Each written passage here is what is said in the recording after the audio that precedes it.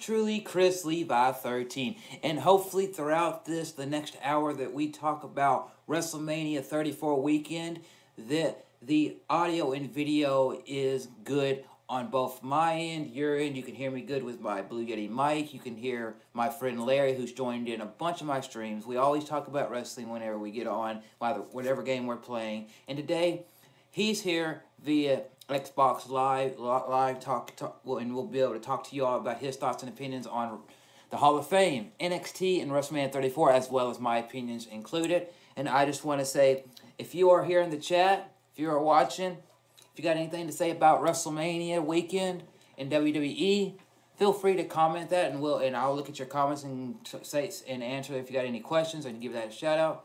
But what we're going to do here is basically, I've never done this before, but I've always seen lots of people do. I've seen Cultaholic, I saw Wrestle Talk, I've seen What Culture Wrestling, and a bunch of other big YouTubers out there that do wrestling do this. And I thought, why don't I throw my hat in the table? Try to do it one year, and see how it gets, and I could do this every so often, maybe for pay-per-views, do predictions, and then maybe do within the week after the pay-per-view, sometime do a follow-up, hey, did my predictions stick through, did this happen, and yeah. So, with that being said, I'm going to let Larry introduce himself, and how hyped are you for WrestleMania weekend, starting tomorrow?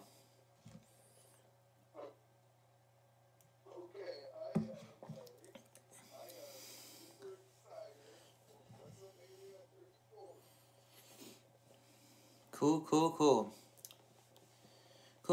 Okay, before we get into this, because I got it pulled up over here on my computer. We'll go into Hall of Fame, NXT, and WrestleMania 34. What match are you most hyped for out of everything that's been announced? Because we've got some things to talk about that might be surprises or things that we would like to see happen. But as of announced matches or people going to Hall of Fame, what are you most hyped for?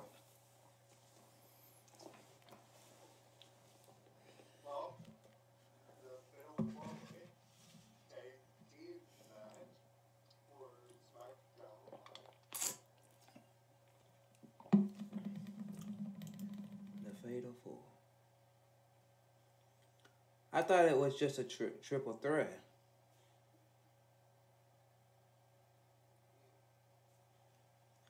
Because it's the Usos versus New Day versus the Bludgeon Brothers.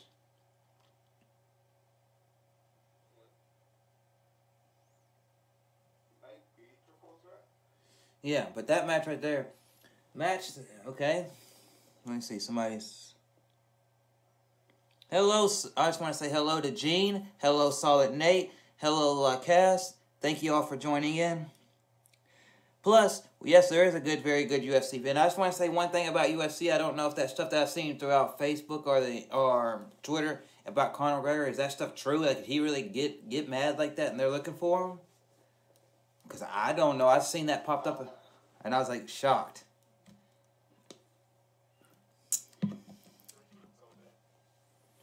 Because what I saw was like he picked up a barricade, I guess one of the heads back wherever he was, and he just threw it and then he beat somebody up or something. And that's what I was like, what the... And then I was like, we're just watching TV, so I didn't really pay attention to it. But yeah, hello, Solid Nate. I saw you. I jumped in your stream earlier. I said hello to you. I don't know if I commented hello or whatever, but I thought I did. But yeah, you have some awesome content. Thank you for joining in my stream. And I'm really hyped for WrestleMania 34 weekend because I won't be able to watch the Hall of Fame or NXT right when it happens because I've got to work those nights until 9 o'clock, but I will watch them once I get home through the WWE Network work. But I will try to see because I got Sunday off, I will try to watch WWE WrestleMania 34 live, or as much of it live as I can. But me and my dad are going to go out and play some music that day, so I'm just letting you all know. But I am excited for everything. The build for WrestleMania hasn't been the greatest in my opinion, but as I look at the card, to me, it is awesome. It is great, and there's some big matches that I'm looking forward to. I'm gonna talk about these matches more in detail when I get to WrestleMania, but what I'm really looking forward to is the United States title match. I could see any of those guys go home with the title. Randy Orton, Bobby Roode, Rusev, Arjun Hall, if any of them won the title, that'd be a great moment for them in their career. Career. I'm also hyped for Shinsuke Nakamura and AJ Styles because it's happened before, once before, in New Japan, but see it happen on the WWE stage is really, really cool. And the build for WrestleMania has been awesome. Thank you for everybody that's joining. Now, Larry, what do you think about the build for WrestleMania?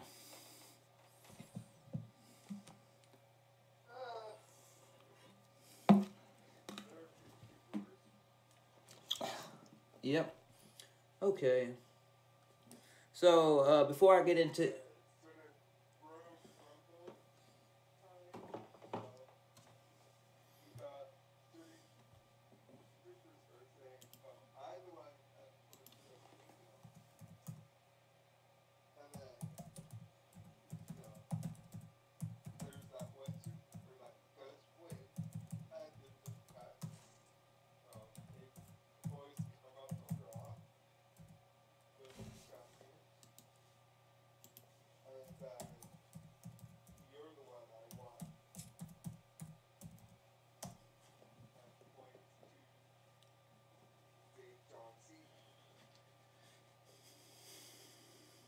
Mm-hmm.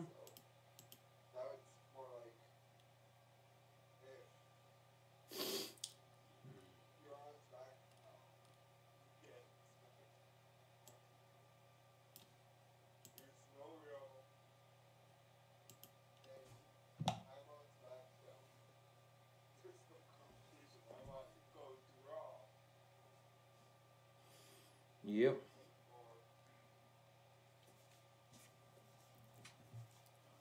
Yeah. I'll say...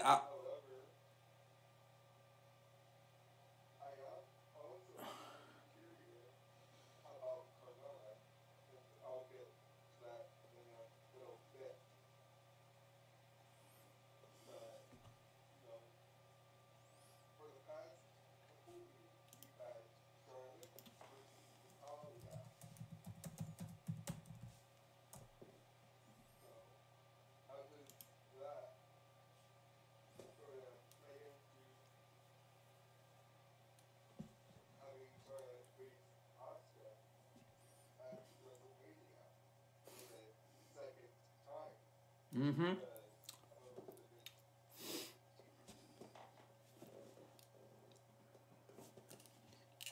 That does, yep. Because based on what you said, mixed balance, that both gave Miz, who didn't really have a lot of momentum because he didn't have a match on Raw, but it gave him a little bit of momentum. But it gave Sasuke the big momentum going in her match with Charlotte.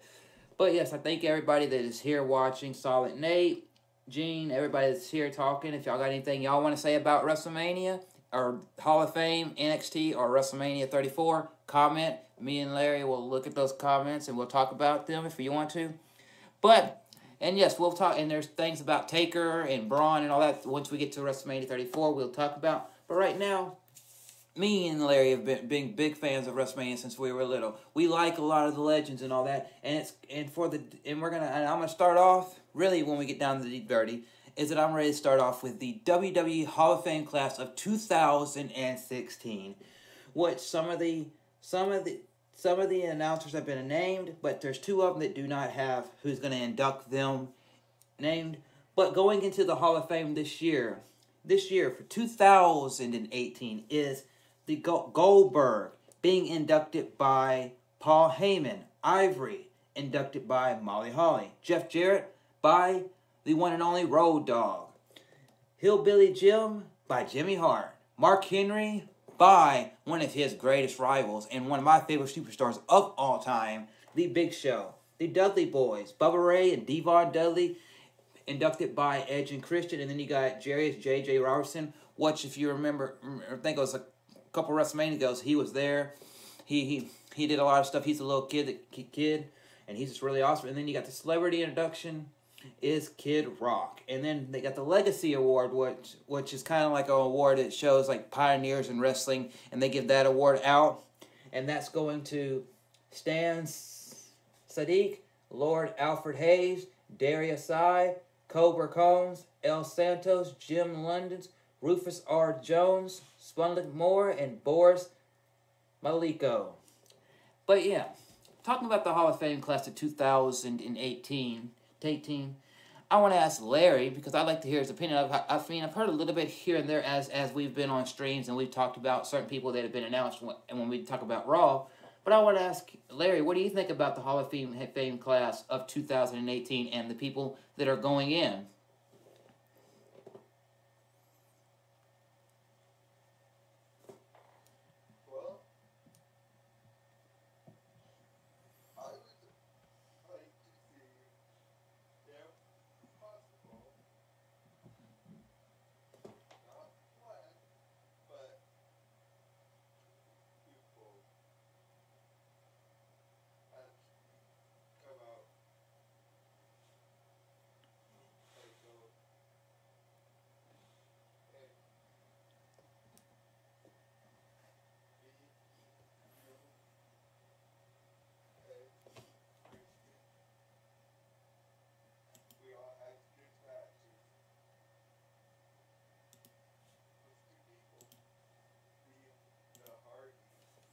Yeah, I mean, out of those.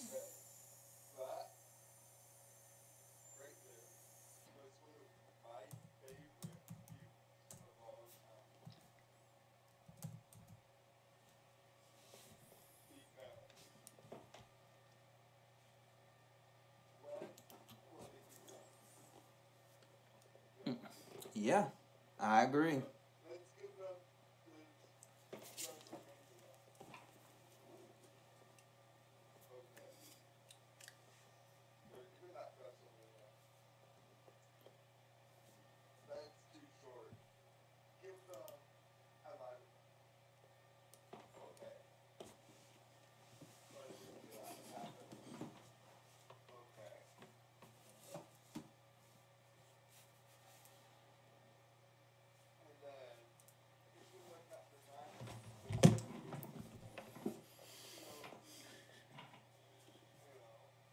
Mm-hmm.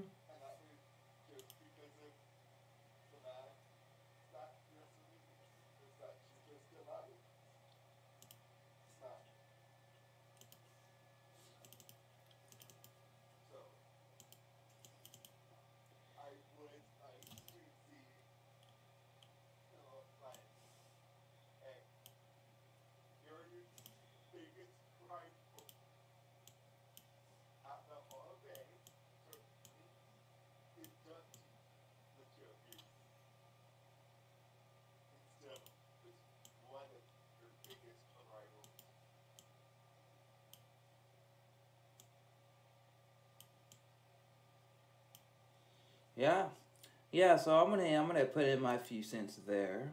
There is the. I'm gonna talk about the Dudleys first. The Dudleys are groundbreaking. The Dudleys, Edge and Christian, and the Hardys are groundbreaking. The Hardys are the only ones currently signed to the WWE roster, other than Devon Dudley, which I think he helps down in behind the scenes as and a little bit down in NXT as more of like an agent type role. But and Edge and Christian, I think their show that they did on the WWE Network finally got renewed for a second season, which is awesome. But the Dudleys, Edge and Christian, and the Hardys, they're groundbreaking. Obviously, Christian will go into the Hall of Fame one day, and obviously the Hardys, I feel like they will go into the Hall of Fame one day as well. But the Dudleys, man, from what they did not only in WWE but across the board, they're phenomenal guys. Devon, he had multiple gimmicks in the WWE as his character transitioned, and it was cool. Bubba Ray, he was great. Their matches at WrestleMania, I think it was WrestleMania 17, I believe it was. What the match was that? And then and that match right there, what they did in the ring right there, made, because they always had tag team matches here or there. Yeah, there's tag team matches that they had where they threw weapons in their table or something like that in there. But when they did that match, the TLC match, it made not just WWE, but Mr. Vince McMahon look at matches with weapons, matches with that if it has a good storyline, it has a good draw, then it's more than just, hey, let's just put a chair in this match. Let's just put a table in this match just to have somebody go through it or use it, if it's the storyline going in those matches, the way that when they were fighting each other, they went from being just tag teams to main event tag teams, and then each of those guys got so much out of that it could build them each as single characters. Because I mean, before the Hardys, both of them went and had single careers a couple years later. Same thing with Edge and Christian, and even the Dudleys did it for a little bit. But it was just really, really awesome. And I love the Dudleys through and through. They are awesome. And another person I've got to say something about is Mark Henry. I'm going to talk about Jeff Jarrett and Goldberg in a minute, but Mark Henry, he's a guy that I watched like a couple videos of him once they announced him in the Hall of Fame, and I watched WWE's obviously. But it's cool to see him. He's kind of like, he's similar to, he's not as gifted in the ring but because of his size, but he's kind of like Kurt Angle. He did Olympics, and then WWE offered him a contract, and he came in and he knocked it out of the park. He did, whether it be they put him in a comedy role, they put him in a serious role, what role they put him in, he knocked it out of the park. And then and he always felt he wasn't getting his due, but then they put him on SmackDown. They made him a heel, and yeah, a few injuries throughout his run as a heel hindered him from getting as big as he could have. But what he did was Big Show, Kane, Daniel Bryan, when Daniel Bryan first came in after he left in the NXT, and several other things. The Hall of Pain was phenomenal, you know, and it was just really, really awesome, you know, and I'm glad. And even the stuff that he did with that thing he did with John Cena, that got everybody still talks to this each and every single year since that happened. So, you know, that's a very motivating. Do you got anything to say about Mark Henry?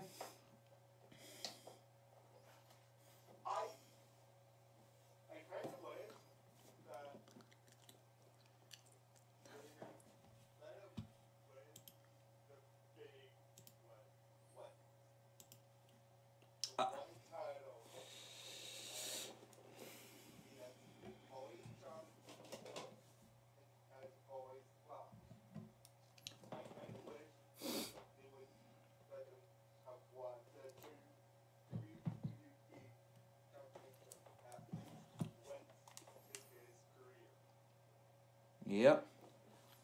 I mean, he won the world title, but it was WWE's like second world title. It was never the premier world title.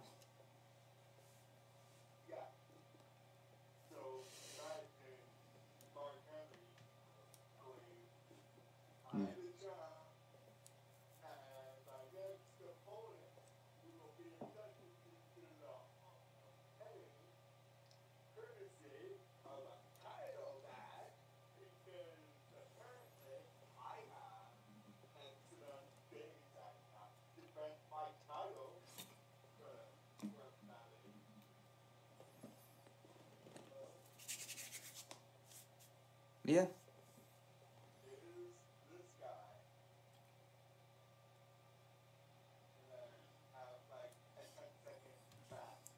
Mm. Yeah.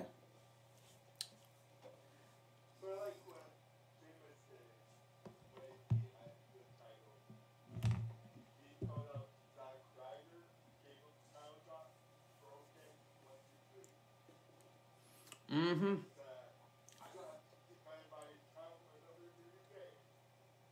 Yeah. Perfect person if you did that right there. Just saying, because I don't want to get too long on this. We got a lot to discuss, but perfect person you could do that for is say, hey, you have to have that, and guess what? Kurt Hawkins comes out there. Kurt Hawkins says, you know, I've got this winning streak, but you know what? I'm going to break this winning streak because you know why? This guy talks about putting people in the Hall of Fame. Did you not see what happened to me before WrestleMania? I got put through the wall by Braun Strowman, and guess what? I'm still walking. And then he goes, you know, bam. He does something like that, and then bam, he gets a 10-second match. Bam. Now, another person that I want to talk about, somebody that I know both me and you probably never, and most of the world, never expected to be back in the WWE. Never expected to be in their good graces because he left WWE on somewhat negative terms, even though he was a great Intercontinental Champion. That is Jeff Jarrett. He left on negative terms from the WWE. You know, and then he said some words against WWE, and then he made a rival company to go against WWE because he said, you know, I saw my father do this stuff. I saw my father in the Memphis territories where I live, you know, in the Mid-South do this. I want to be like him, you know. I don't want to just be known as somebody that's worked for WWE, been in the ring forever, but I want to sit there and help other superstars. I want to create a company. And what did he do? He went and got with the NWA. He found in Nashville, Tennessee, a place to do the show at, and that's where the show started. Before it moved down, it's still headquarters still in Nashville. Before they moved down to Orlando, like a lot of wrestling, you know. And it was cool, you know, because he left on negative terms, and he created TNA, which was TNA. Then it was Then he went and created years later Global Force Wrestling, which was kind of like, hey, just get some guys that weren't in TNA, build that up, and then try to get back with TNA, which he tried to call that Global Force. That didn't work out, but he just said, I'm done trying it right now, and they offered him to get in the Hall of Fame. But I never expected Vince McMahon to let a guy who has verbally said some negative things about Vince McMahon in the company and created its biggest competitor at one time, the next version of WCW, as I like to refer to it as time, because just like WCW, Impact, it always has its ups and downs, this and that, you know, and it's one of the three biggest competitors to WWE next to ROH and New Japan. And to see Jeff Jarrett back in good graces and getting back in there, I feel like once he left TNA and he did all that stuff is really, really cool, you know. It's kind of like, you know what, Dixie Carter, she still doesn't do anything with TNA Impact anymore, but WWE's showing light to her, had her on a WWE network program. So WWE is reaching out to people and trying to patch things that they normally didn't do, because some people that have gone in the Hall of Fame in recent years are people that you might not expect it, you know, to go in there. And I honestly got to say, people can say what they want about Jeff Jarrett and what in Impact and TNA and that part of his career. But if it wasn't for Jeff Jarrett, there are several guys in the WWE you might not see today. You might not have Eric Young, who is in NXT as part of Sanity. You might not have the phenomenal AJ Styles, who to some people is considered the best wrestler in the world, and if not the best American wrestler in the world. You might not have Bobby Roode. You might not have Samoan Joe and several others, because what did he do? He saw them. He put them in a company. And what did he do? He helped build them and build characters. And build characters so strong with those guys that they could take those characters outside of his company to other indie companies, wrestle there, and then WWE let them come into their company as their same gimmick and not change them because they knew how big they already were. And that's great. Grand. You got anything to say about Jeff Jarrett?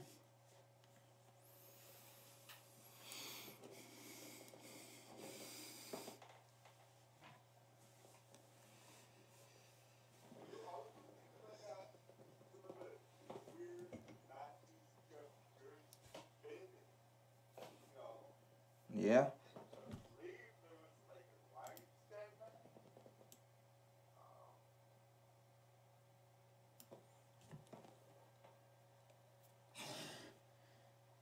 Yeah, I mean, he's been in a lot of weird matches, and he's one of the creators by some of the weird match types that there are.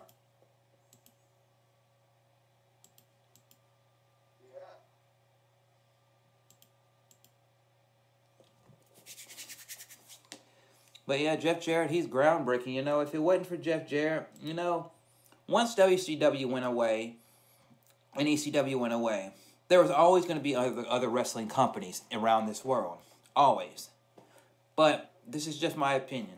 There's always going to be other companies, you know, because in Memphis there's three or four, five different companies, but they're small companies and they wrestle in the same building every Friday, Saturday, or maybe once a month or here or there. There's always going to be other wrestling companies, because if there wasn't these small wrestling companies, you would never have WWE see guys and say, hey, I want to choose you. They might they would still get their athletes, their former bodybuilders, their former football players, their former gymnastics people for women, but if they would have never, you know, had big competitors, then WWE wouldn't push herself as hard as they do. Because you saw what happened with the Monday Night Wars with WCW. Hell, TNA, for a minute there, tried to do the same thing. They put their show on Spike TV on Mondays once WWE left Spike TV and went back to USA Network. And then they tried to do that, and then they moved it to Thursday nights, and then when they didn't compete with Raw, what they do, they tried to compete with SmackDown, and it made WWE have to push themselves. And a lot of guys that are former back when it was TNA, because some of them didn't want to be part of the company as Impact, they've come through WWE, and bam, prime example that I've got to say is that one of the best things, and Jeff Jarrett was a helping hand in this guy's career, is that you see somebody who was the golden boy, Drew McIntyre. He was considered the one and only Drew McIntyre. He was like he came in the company, he looked good, and Vince McMahon said, "Here's my pet project. I want to push this." And it didn't go as good as he wanted to because he had a few slip-ups. So he got put in 3-3-B, and then eventually he got released. What happened? He got picked up by TNA, Dixie Carter, and Jeff Jarrett.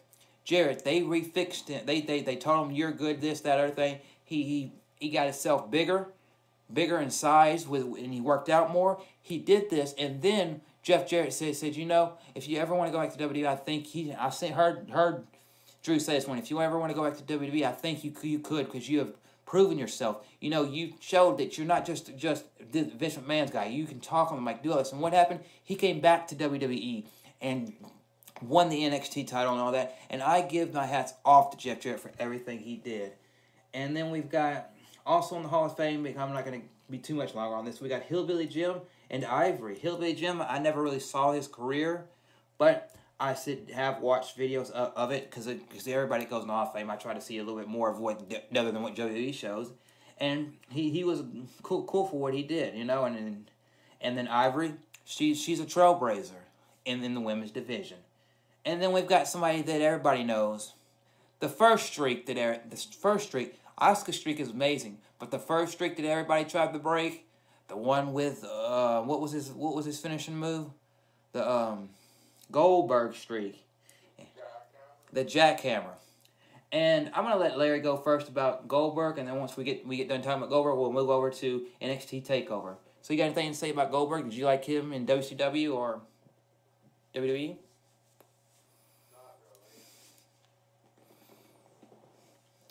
Oh, why did? I just could not have behind him. Like,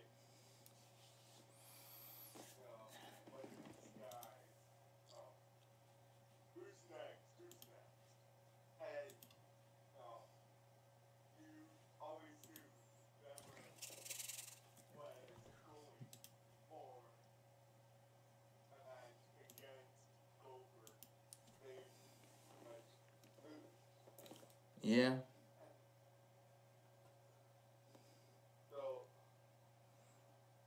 I believe, trying to create the match, have no interest, because I don't want to sit there and watch Oscar just tumble away at Charlotte. And put the provision on and have Charlotte tap out. Yeah. That is boring. Yeah. I believe it was The Undertaker for his Wrestlemania streak gave people the shot. Mm-hmm. Yeah, and you had. Yeah, and you made it count. Mm-hmm. How many times did Michaels hit the sweet music at WrestleMania 25 or 26? Yeah. But always came up short. I totally agree, man. It's like Shawn Michaels, I think Edge, and several others. Just put a little insight there with Undertaker, man. They came so close and what was good about it compared to what you saw with Goldberg is that it looked so real. Is that you could get behind Shawn Michaels being somebody to beat. You could get behind Edge being somebody to beat the Undertaker. Unlike Goldberg, you just kind of like, eh. Triple H with Shawn Michaels as the special guest referee, WrestleMania 27. Oh, Over there, yep, you know. yeah. It's Yeah, Undertaker was kind of dazed and his back was stretched, or whatever you want to call it, on Michael. And then Michael, being the type of person he is, did retaliate, which I get responsibilities for doing. So, and the Triple H didn't agree, but still got his impact, which a Goldberg match, that would have been, oh, my dad getting into, oh, he's going to get out. yep. Oh, he hit the spear. Oh, he hit the shot. 1, 2, 3. Mm-hmm. I've got a few short words to say about. The excitement Yeah. in Goldberg's match. That's why I didn't like it. Yeah. Okay, so I mean, I've got a few short things to say about Goldberg. It's like I get where you're coming from. I never really disliked him, but I never really could get behind him because I mean, I'm all for Goldberg being in the Hall of Fame. He did what he needed to, and I'm gonna reference in a minute one of his biggest rivals. This is on my mind right now, so I'm gonna reference one of his biggest rivals. His probably biggest rival in WWE, both in his first run and his rival in his last run. So you probably know who that is. But Goldberg in WCW. I understand you bring somebody in and you want to have somebody, and in wrestling, a lot of times win and losses kind of don't matter sometimes because you'll have somebody that you're pushing for months on end get beat by somebody out of the blue that most people consider just a jobber or a mid-carder, and you're like, you've made this guy a main eventer, but then you have on an episode of Raw, this guy, that's a mid-card or a low-card guy, beat him, and then that guy never recovers from it. Did that guy do something to piss you off? Blah, blah, blah. But with Goldberg, I understood that WCW wanted to say, hey, you know what? We've got all these great wrestlers and all this. We're feuding with WWE. Let's do something that WWE's not doing. Have somebody have a streak that is so long, it's crazy, you know? It's not just a WrestleMania streak, but we have somebody who has a streak at house shows, at WCW tapings, at pay-per-views. And I could get behind that somewhat, but in the long run, I couldn't because yes, I could see him, certain wrestlers, like if you were to put Goldberg in there in today's WWE, and you were to sit there and say, okay, you're going to have a match with Jinder Mahal. You're going to have a match with Curtis Axel. You're going to have a match with Bo Dallas. You're going to have a match with those people like that are mid-card, somewhat lower card at times. I could see him going in there, beating them up, jackhammer, spear, win. But then you'd have to sit there and eventually put him in there somebody like Bobby Roode or Randy Orton or Samoan Joe, and you'd actually have to make that bam.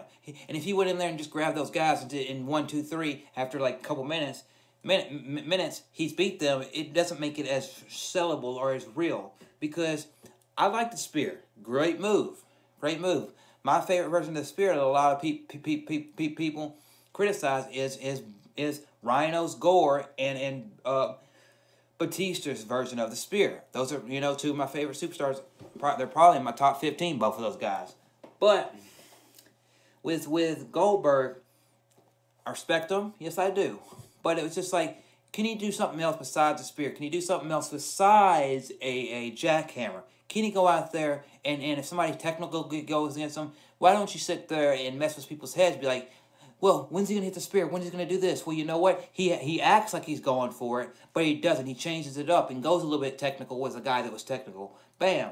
But then again, when I go to his rival in WWE, his biggest rival, one of his few rivals he had, Brock Lesnar, you think about this. WWE, he was from WCW, so you obviously knew how he's changed. He changed over it took him a while to change. Vince McMahon changed, but a lot of people that came from WCW to WWE, they had to basically work from the bottom, work themselves back up, and what they previously did kind of didn't matter to Vince McMahon, except for like Goldberg. He had this big thing, but what they do, they said, well, here's that guy that's kind of like Goldberg. He may not have the streak like Goldberg, but here's our guy that's similar to that. Goes in there, can hit a few moves, and have the match over, and that's Brock Lesnar. And man, but the thing about Brock Lesnar that was different than Goldberg, that more people I could get behind more, is that he just didn't hit a few moves. He made sure that whenever he did a suplex, or he did a big punch, or he did a kick or something like that, he didn't just hit those moves. He sold the moves with his face, his body. The way he'd make sure that the wrestler he hit it on sold that move well. And if that wrestler didn't sell it, he'd sit there and make him sell it. And that's the difference between him and Goldberg. Because Goldberg, he did his moves, but did he really show emotion or like that? No, he might have done a few screams. But other than that, it really wasn't. But as far as the Hall of Fame class of 2018, my hat's off to everybody it's in there. Because I've done some wrestling myself. And I got to say, to each person that's gone in there, that I got to say, even though I can't be negative about Goldberg, Ivory, Jeff Jarrett, Hillbilly Jim, Mark Henry, and the Dudley Boys have all left an impact on the current status of WWE. From the women's division to the male superstars to the main events, they've all left an impact. And hats off to all of them,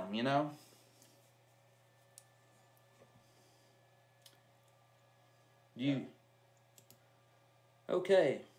Got anything to say before we move on to the end? Okay. Go ahead. Another sequence Brock Lesnar is Paul Heyman. All this guy. Oh, yeah. And he said, I want you to give him one match on national TV. And pretty much Paul Heyman said, I see this guy. I want to be his manager on TV. I want you to put him in a match on TV with me in his corner. I want to show you what he can do. And then, Mm-hmm. he's gone to the UFC. And now he's back in WWE. Take a look at all his accomplishments. How many championships? Count. Royal Rumble first year. Yeah. Mm-hmm. I mean, A ton of accolades. records. Yeah. But yeah, because Paul Heyman was with him, and I mean, real quick, I just wanted to say this. When you look at Paul Heyman, because you said something about Paul Heyman's a guy that I feel like in wrestling could sell you whatever if WWE needs something sold, if you put Paul Heyman out there, I believe he could sell it to anybody, even somebody who does not like wrestling. I love Paul Heyman. But, you take a look at the list of everything that Lesnar's, people will be like, hey, did you ever watch WrestleMania 19 when Brock Lesnar fought Kurt Angle for the WWE Championship title? And Brock Lesnar did a shooting star press. I make questions. Besides having an undefeated streak, is what did Goldberg really do? Yeah, I mean, Maybe people go, watch this match. yeah. Because you bring up a good point there. Because when you look at Goldberg, you have the streak. I respect him for going in the Hall of Fame and all that. But you look at Goldberg, streak. Then you take Brock Lesnar, the only person you can really compare him to, because you know that's one of the few people he fought. But you put him 2-2. Goldberg. Okay, you got streak, right? Well, okay. Do you remember any of his promos? Do you remember any of his opponents outside of Brock Lesnar? Do you remember any big events that he did? You might have. Do you remember? You remember some of the titles he won? Okay, yeah, you remember some of them. But Brock Lesnar, take Paul. I'm gonna put Paul Heyman in the second half of what I say about Brock Lesnar. He has spoken for himself. He has fought. He has done backstage segments. He has done stuff behind the scenes. Then you add part two, Paul Heyman to the picture. Paul Heyman has made him bam. And I mean, some wrestlers need a manager to make them who they are. But Brock Lesnar, he obviously didn't need a manager. But at the time, early in his career, he was doing good. But WWE wasn't using him to his full potential until Paul Heyman said, he basically referenced his time in ECW and his time on the writing and like that for SmackDown. And he said, I've wrote these things. I've done this. I built this, and this star that you are wanting to hire or trying to get in here during the Invasion and all this other stuff and the Attitude Era. And what did he do? He went out there, did a couple promos for Brock Lesnar and got Brock Lesnar over as a badass. And you can remember that. And then Brock Lesnar, even certain times, recent years, Paul Heyman is still there for him. Paul Heyman loves being there for him, and they go hand in hand. But there have been times when Brock Lesnar has told Paul Heyman to be quiet, and Brock Lesnar has spoke for himself, spoke fluent, but he doesn't speak a whole lot because he's the kind of wrestler that likes to cuss. He's the kind of wrestler that when he feels like something, he wants to say something, he doesn't care what WWE and the paycheck is going to say. He's going to say it. He's going to do it. And you can remember a lot more of that compared to Goldberg. Goldberg's streak, amazing, cool, great, grand. But it's not something that I, as a fan, or I have to see even from Larry, could get fully behind because outside of two moves, because you can only say two moves of his, because you can't say, does he have a third move, fourth move? Maybe some punches and kicks, but everybody has punches and kicks in wrestling.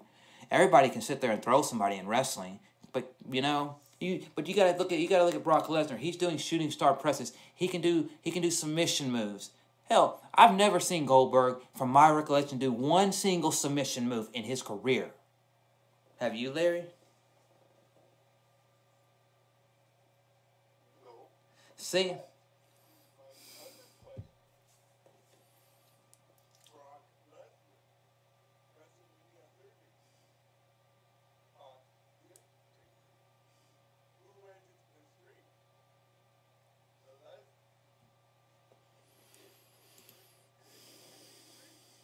No. And another thing that I've really got to put in there because I'm gonna try to get over to the NXT Takeover New Orleans is that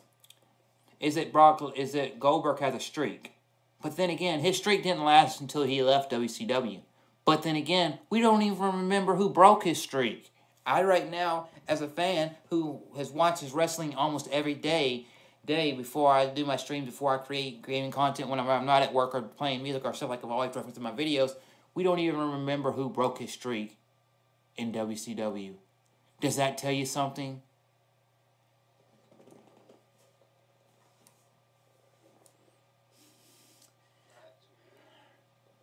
no. Like Diesel or something like that. I think there was somebody that was in an NWO, I believe. But yeah, I don't want to harp on the Hall of Fame too much anymore. I'm glad for everybody going in, even if I can say some negative things about Goldberg. I will respect him, and he goes in. I understand his last run was basically just for his family to see him do that one last time, and to get to one last send off from WWE. But I'm gonna move over to NXT Takeover. If anybody's here and got anything to say, remember, comment in the comment section, and I'll get to you.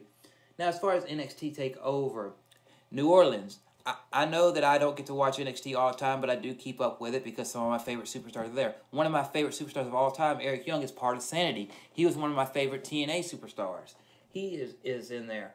But the card is a smaller card since it is not the big roster like WWE, like the rest of WWE, where you've got SmackDown and Raw, and you've got about 30 people 15 to 30 people per roster sitting there wrestling each and every single week or every other week.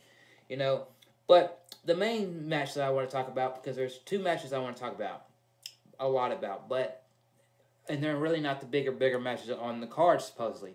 But you've got one match that I want to talk about. And it is, because I'm going to let Larry give his opinion in just a moment.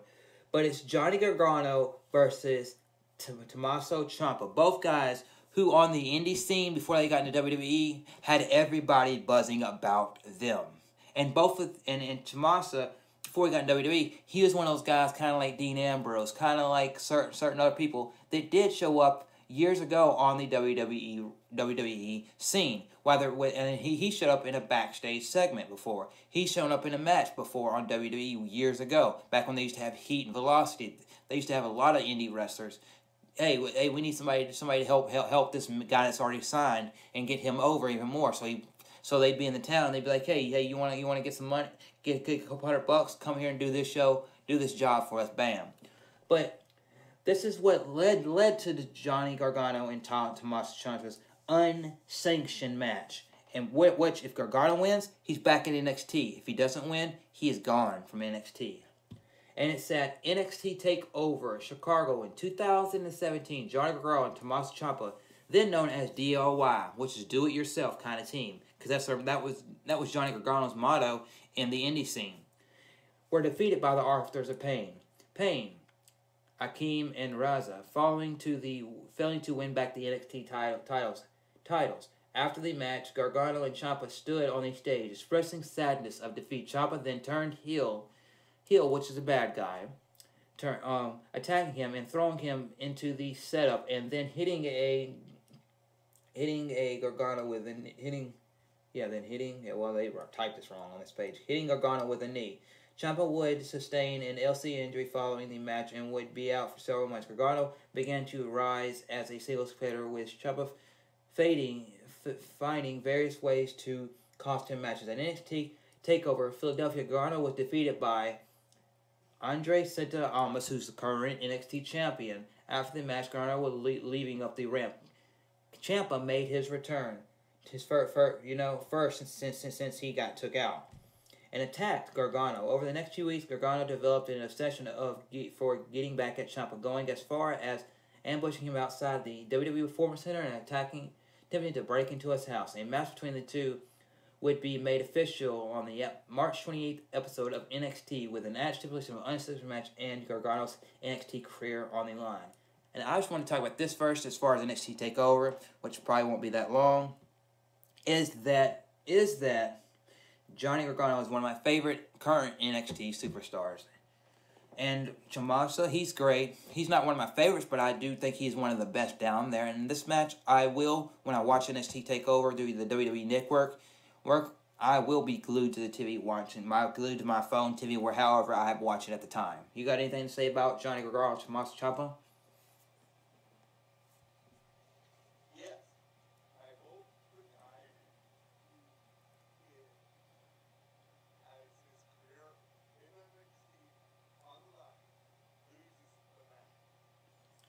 That's good. That's Johnny Gargano, the one that's married to Candice LeRae. He has his career on the line.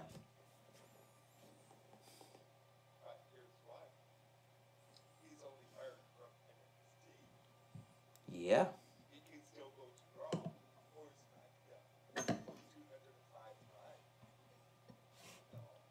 Yeah, and he doesn't have to be. True. Let's say 2 years away to start popping it out Monday night. All of a sudden, lights go out. There. He makes his Raw debut. Or SmackDown. Whichever show claims him.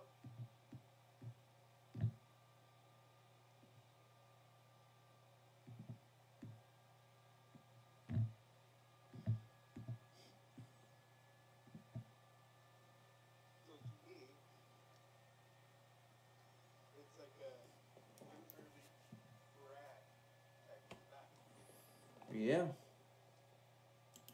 Yeah, if always will be another brand that WWE Correct.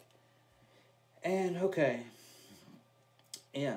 So I think that match will be very, very good, you know, and just gotta say, Johnny Gargano, for anybody that doesn't know, unless you are a big wrestling fan and you keep your eye on the WWE, which when I talk about wrestling, 90% of my wrestling on this page going forward will be WWE, even though I do watch some other stuff outside of WWE. I watch what happens with the Bullet Club, and I am excited for Cody Rhodes and his match with Kenny Omega, and I do see some stuff that's happening in other wrestling, you know. It's not the main focus of what I see, but it is. But I do see it through YouTube and all that. But because the next match I will talk about is my next favorite match on the card.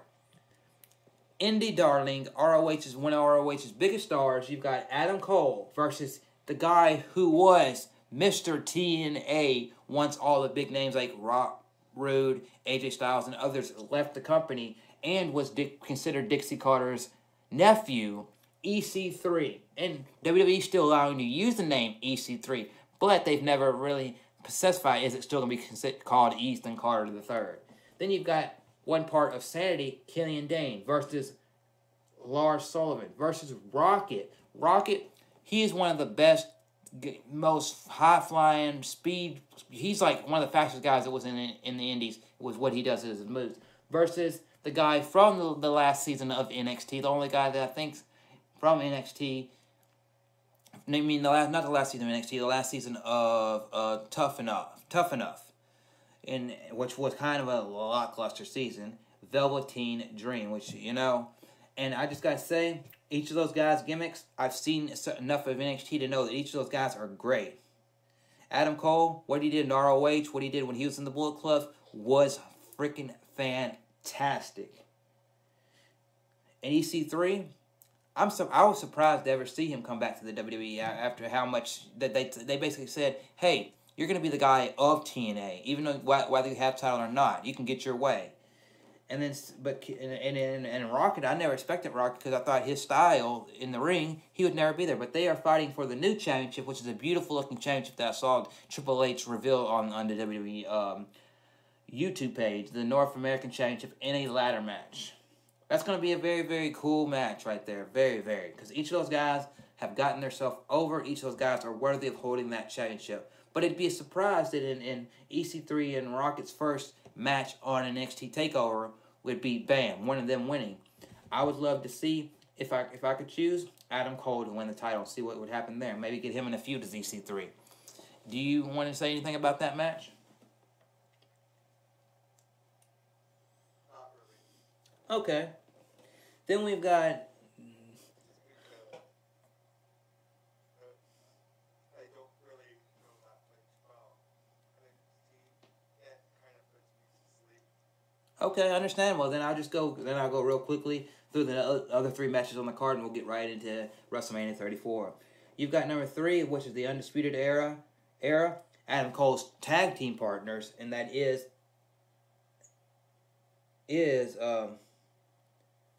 Kyle O'Reilly and Bobby Fish, which they're both known as Red Dragon on the indie scene before coming to the WWE. And then you got the Authors of Pain versus Roderick Strong and Pete Dunne. Pete Dunne, he is one of the guys from the NXT, from the WWE UK. I feel like that's gonna be a classic match because NXT does that way, and I would like to see maybe the Undisputed Era win and keep the tag team titles. That's just me. Then you've got Ember Moon, who showed up in the women's Royal Rumble match this year, versus Shayna Baszler. I don't know much about Shayna Baszler, but as far as Ember Moon, what I have seen of her is cool, great, grand. But I feel like she's gonna drop the NXT women's title, and she's gonna be one of the women called up within the next month after WrestleMania. That's just my opinion. Then you've got Andre Santa Almas versus Aleister Black. I never knew of Almas before he came to WWE, but I did hear about Aleister Black. I forgot what his name was on the indie scene. That's not really important, but they're going for the NXT Championship. And Almas, I feel like he should win and do that, and they should keep building Aleister Black. He's got a great theme. He's got a great personality. We keep building him a little bit more. Be like, you know, I lost in the big show of shows. Well, you know what? I'm not gonna let that defeat me. I'm gonna do this. Bam, bam, bam. But yeah, so that's NXT TakeOver. Yeah, I watch it occasionally. I'm not as big, but now we're going to get really deep into the conversation because we're here with WrestleMania 34, emanating from New Orleans, Louisiana, and the Superdome, where last time we were here was WrestleMania 30. When at WrestleMania 30, you saw the streak end. You saw Daniel Bryan defeat Triple H and Batista and Randy Orton all in the same night. You saw a bunch of stuff happen. That was one of the best, I think, booked pay-per-views in a long time. Best booked pay-per-views in a long time. I mean, WrestleManias in a long time. Because that WrestleMania and WrestleMania 31, I thought were phenomenal. And I think those two were even booked better than 32. And I'll get into that. But anything you want to say about WrestleMania 34 before I get into each match?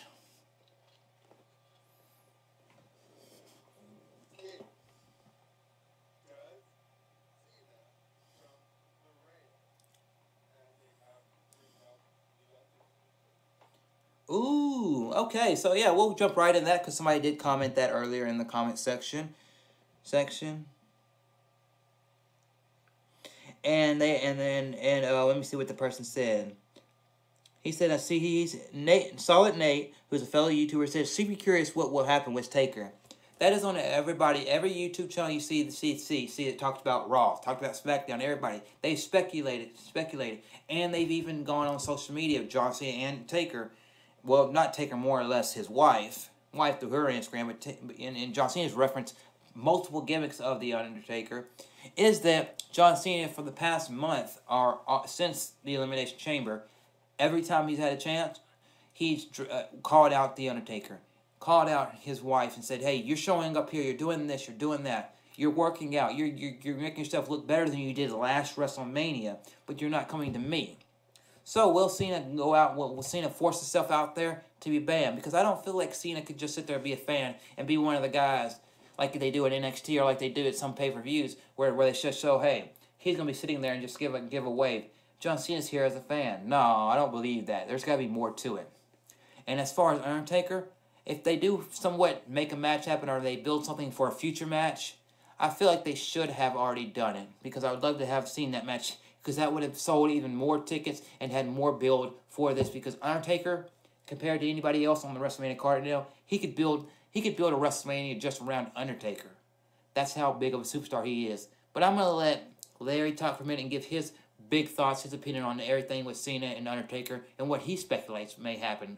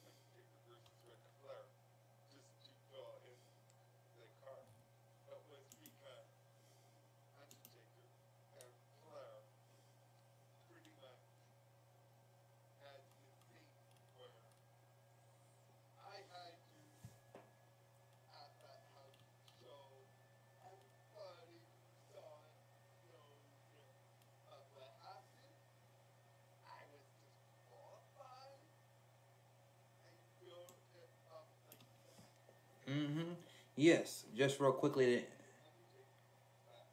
to insert. You talked about Undertaker streak. It started at I can't think what WrestleMania it is. I think it's WrestleMania 7, which was 1991, where he defeated Jimmy Snuka, and that was the first one that he did.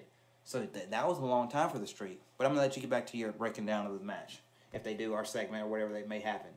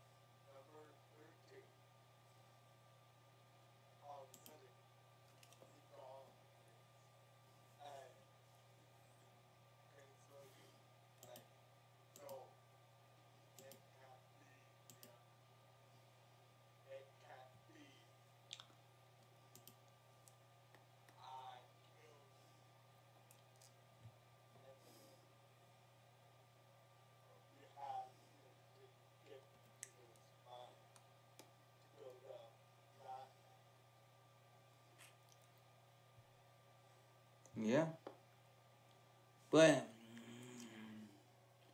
But yes.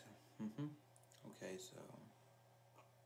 This does remind me of WrestleMania 26.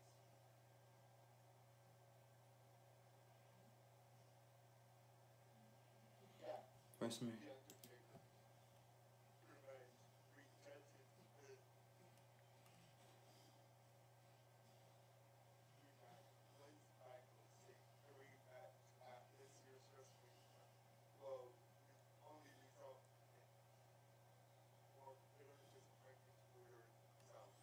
I thought nothing could prove. Um, So, Speaking of that, we got John Cena, who is pretty much calling out the Undertaker week after week. And the Undertaker not doing anything else. But like, nope,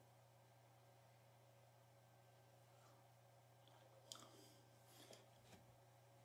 What will this prove?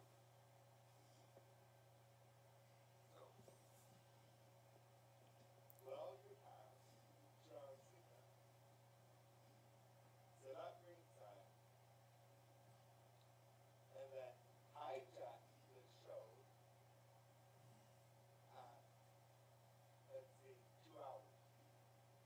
hmm, And then say, I'm not getting out of this ring. I know the Undertaker's back there. He's the only one that can make me get out of this because I want to have this mm-hmm, right here, right now, tonight. yep.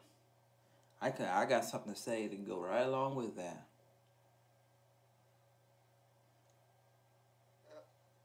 Go ahead. Okay, I got one thing to say to anybody out there. Does anybody out there, or you, Larry, know what WrestleMania? Since we did touch on it, the streak. What WrestleMania was the streak actually given its name?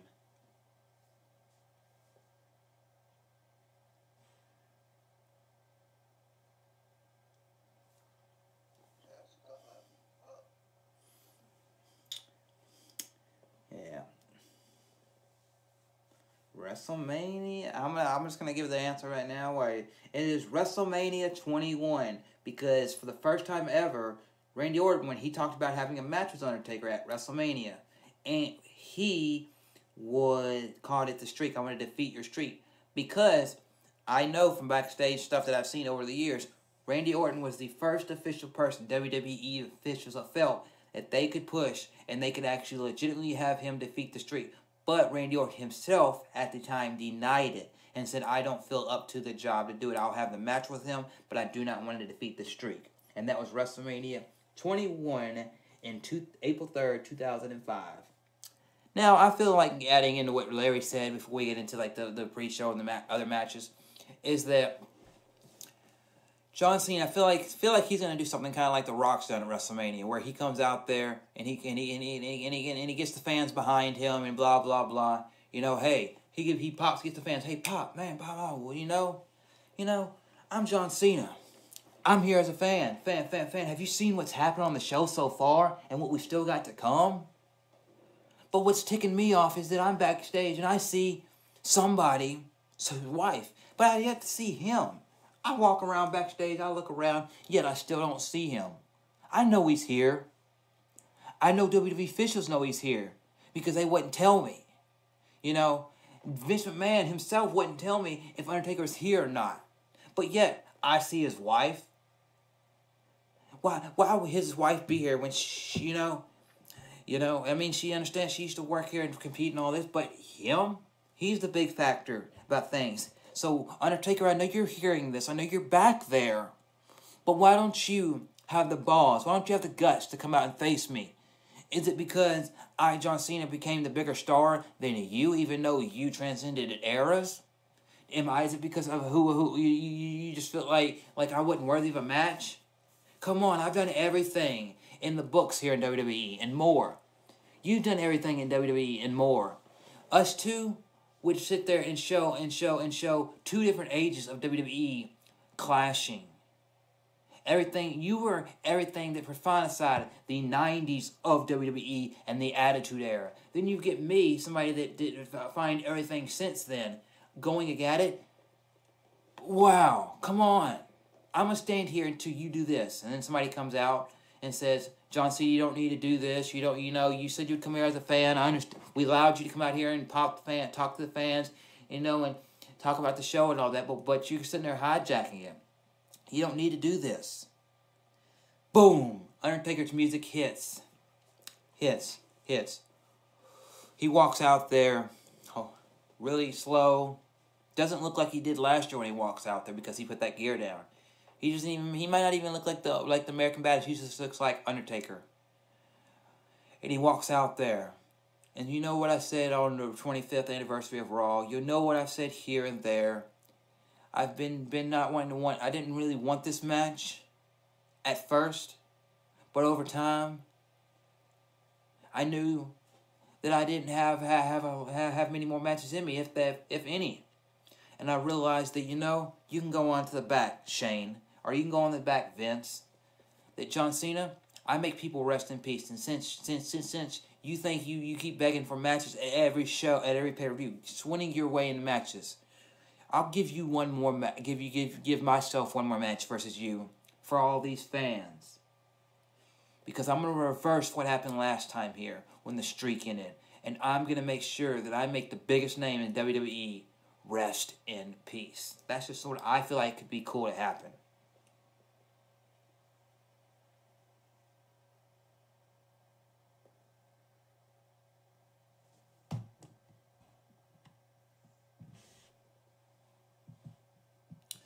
Okay. Sorry, my controller fell off, went turned off. Okay, that's what I feel like there. Now I've got full. Let me turn that off because I don't need the NXT takeover anymore.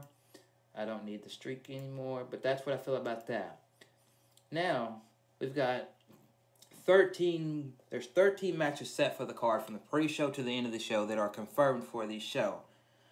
We've got the Andre the Giant Battle Memorial Royal, and with that, the announced people are on. There's only been for that match. There's only been 14 out of 30 names confirmed, and that is Dash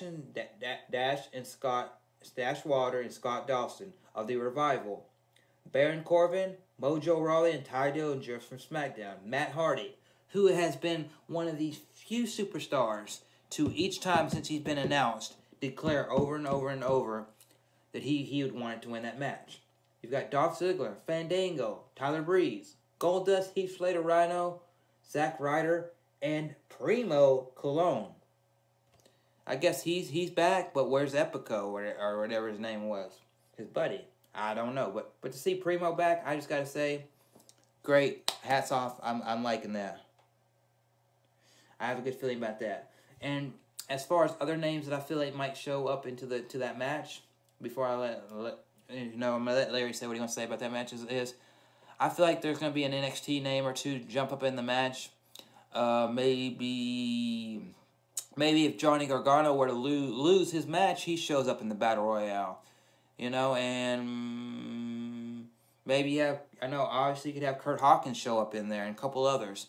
But anything you want to say about that match, or who you'd like to see win the Andre the Giant Battle Royale? Well,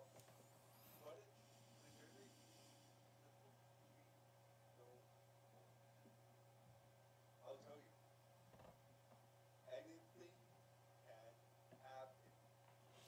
True. Prove that, and Cap will do it. Win. And second time in a row. Just to prove. Yeah. You can. We won the match last year. You can win. Again, this year.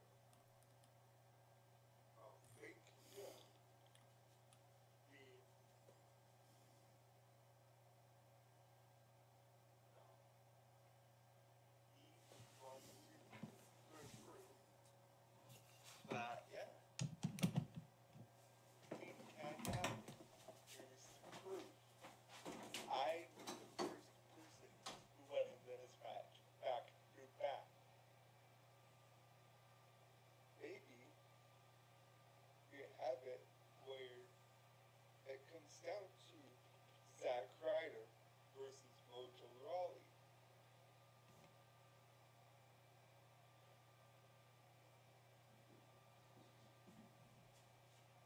You have it where they can.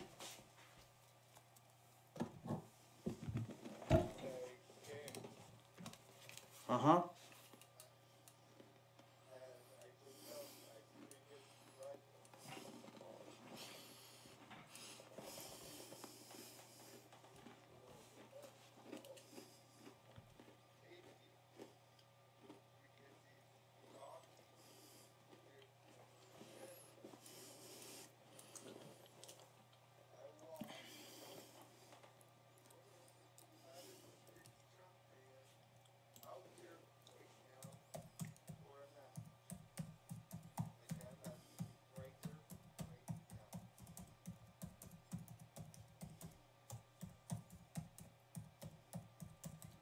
Yeah, okay. Okay, let me finish this up and then I'll post. I'm gonna say, okay, let me see.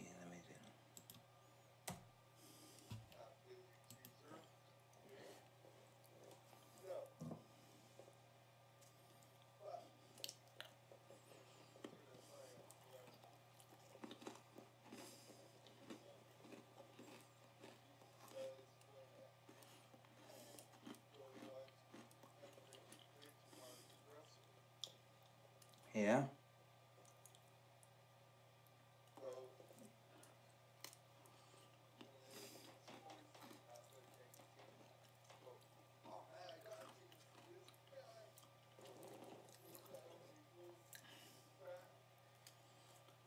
I've got something to say to that, to what you're saying. Whenever.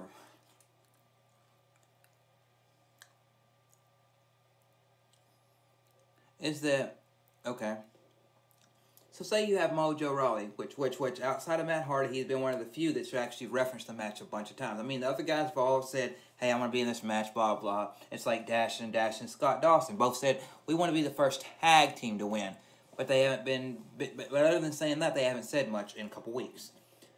But Mojo Rawley, ever since he got out of the thing with Zack Ryder, and then he went on to his couple singles thing. What's the only thing he's done significant? He was part of the United States tournament, tournament to crown the new champion.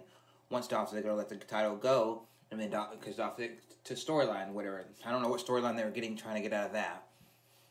But he was showing he's pissed off and all this, and probably what?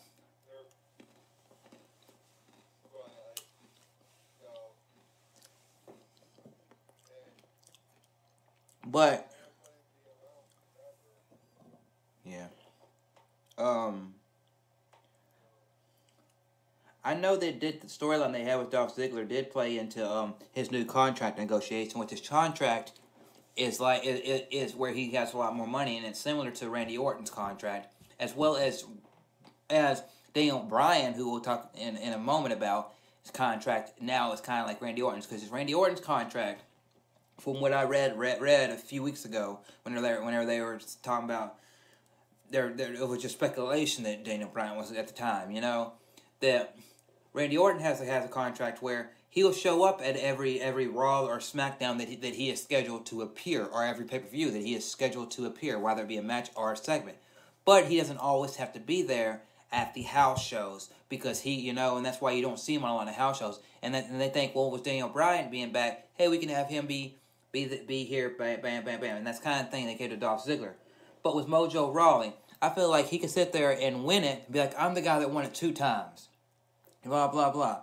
And I'm the guy who could have gone on, but due to circumstances, could have gone on and been the U.S. champion. And you talk about him, and I'm referencing what you said. You said he could be a great mid-card champion or mid-card guy. Well, he goes straight into the mid-card after WrestleMania, and he goes, I've won this, blah, blah. Since I won this, I want to challenge the United States champion. And he's the first feud for the United States champion after WrestleMania, whoever walks out with the title.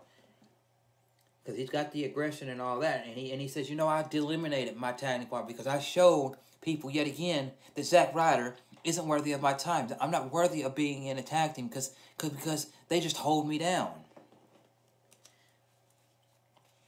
But then again, at the same time, even if he were to eliminate Zack Ryder and all that in the Royal Rumble, I am a fan of Zack Ryder. Have always been, even through his low days. Whenever he was just here, you can be the United States champion, and stand there with Daniel Bryan and CM Punk. But then again, he was never on the level of them. And then what Kane did to him, man, it just like ugh.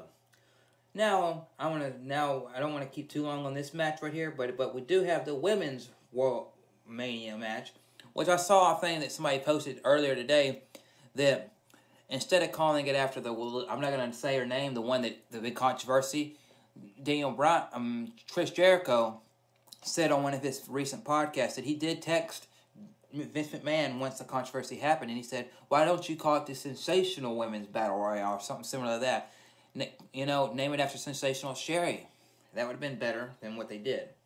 But in this match, they have confirmed Sasha Banks, Becky Lynch, Liv Morgan, Naomi, Natalie, Ruby Riott, Sarah Logan, Bayley, Lana, Mandy Rose, Sonya Deville, Mickie James, one of my favorite women wrestlers of all time, Carmella, and Dana Brooke. And what's interesting about this one is that I'm looking at it from Wikipedia. They have like a little thing that shows people that are red from Raw, blue from SmackDown, and then yellow from NXT. And when they show the women's battle royale, they show NXT and they have the yellow one, but they should have no names confirmed. So I feel like somebody from NXT is going to pop up in there. But as far as the winner, I would love to see. I'm just going to keep this short, and until Larry wants to say anything, he can. But I just want to see Becky Lynch win the match. I would think her or Mickie James deserve to win the match. This is me.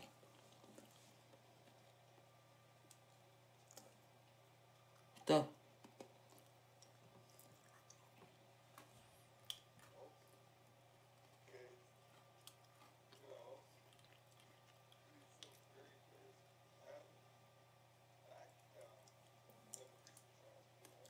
Yep.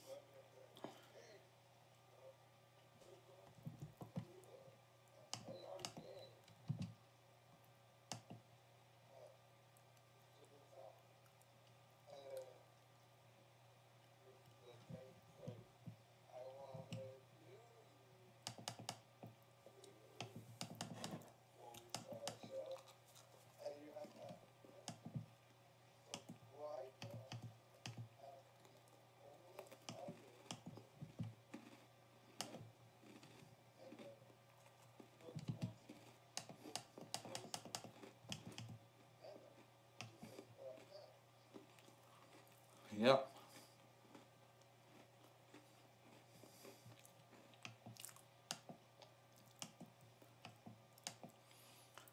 I'm a huge fan of Becky Lynch. She is one of my favorite women superstars on the roster. Ooh.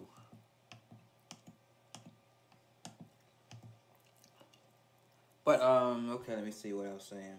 Let me get it back over here to the card, Wrestlemania card on my computer. And the only reason I would like to be other than Becky Lynch, Mickie James wins, because Mickie James is a phenomenal. She's a groundbreaker. She's one of the won this title 6 times, the women's title 6 times. I wish she would win it one more time, just to tie her favorite women's superstar of all time, Trish Stratus.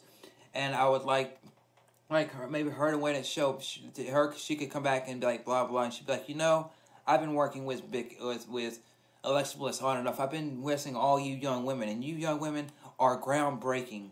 But I made sure to show at WrestleMania, the show of shows, that I still go. I might not have won the title when I had title matches. I might not have done this, but I can still toe-to-toe. And that's what I feel like she could say.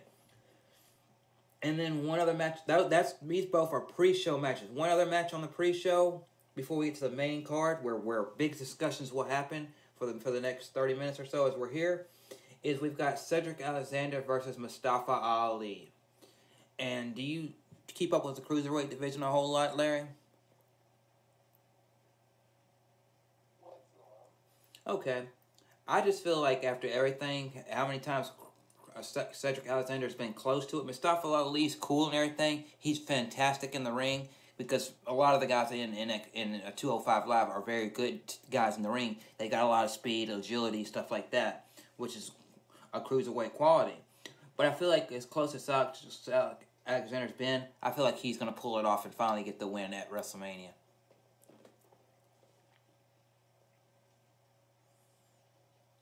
Now, I don't know.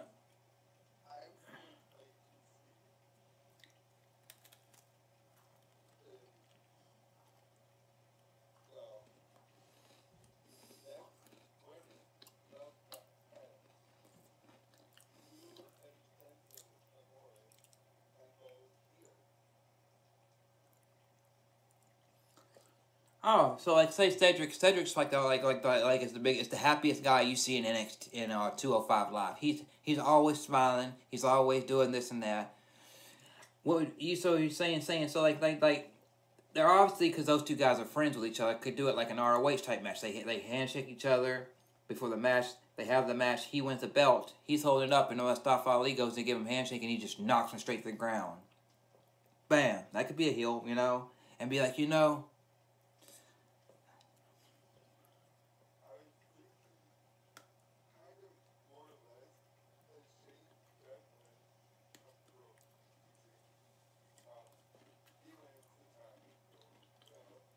yeah.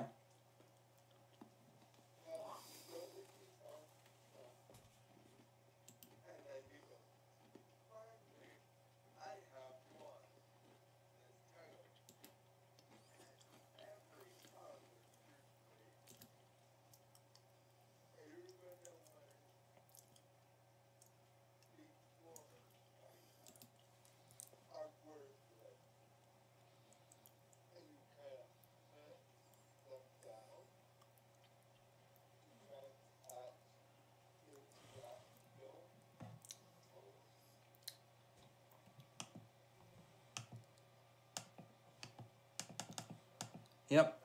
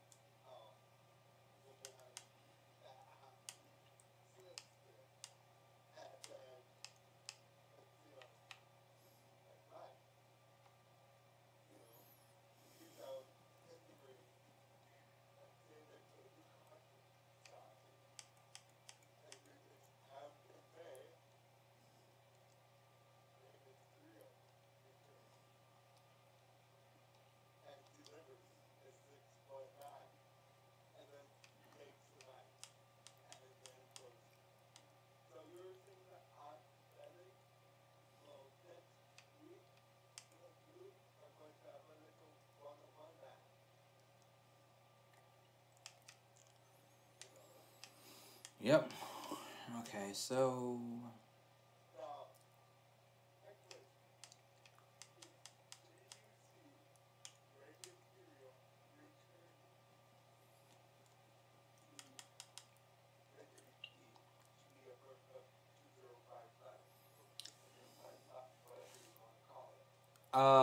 I feel like this year Rey Mysterio will not return because he has some indie things he's doing, and I feel like if he did, it'd be more of a part-time basis maybe. But I don't think he needs to be on 205 Live, even though he'd be good there. I feel like he is more than that. That's just my opinion, before we get right into the main card, because I've got about 30 more minutes. I can do this, and then I'm gonna go cut it. But yeah, that's just my opinion. So you ready for the main card? Yes. Okay, this is in no order because I don't know what the order of the card is or anything like that.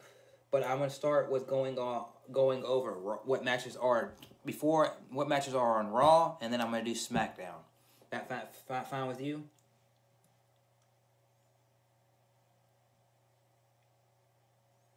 Well, it depends because you have some intuitions that make Taker come out and give him that match.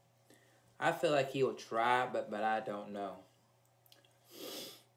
Okay, Yeah.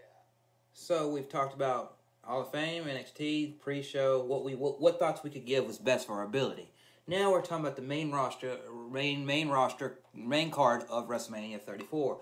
And first, I'll go over the Raw brand, which I'll go over the tag team match first because that is the lowest of the matches on the Raw brand to me. Even though these superstars are mega over, and I do love the tag team champions, they've done phenomenal last year and a half that they've been together, is Sheamus and Cesaro, the Bar, versus Braun Strowman and the not yet to be announced tag team partner.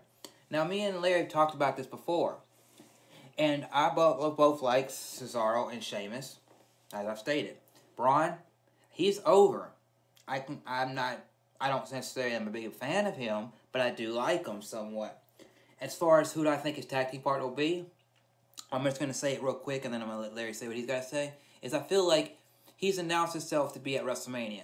He said he's going to be there. He's going to do the big thing. He makes WWE called Walk with Elias, and that is Elias Sampson. I feel like he'd be the perfect partner for Braun Strowman, unless they threw a curveball and did somebody else. But I would like to see Elias, because it would just be like they had their feud, and then bam, it went away, and then it's like, oh, I'm popping up. I'm just doing one of my little things that they pop and show him in the ring, and he does a little guitar part, and then bam, they show up there, and Braun's like, hey, you need a bass player? Does a little comedy thing. You need a bass player? Bam, and then he showing him playing a big bass, and then bam, they can put them as a partner. But now, Larry, what do you feel like is going to be the mystery tag team partner of Braun, and do you feel like it's going to be one of the better matches on the card? Just whatever. Okay.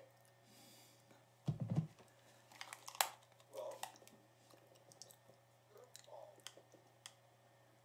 see if it's his match with The Undertaker. It's the match. He's got to team up with Strowman. Ooh.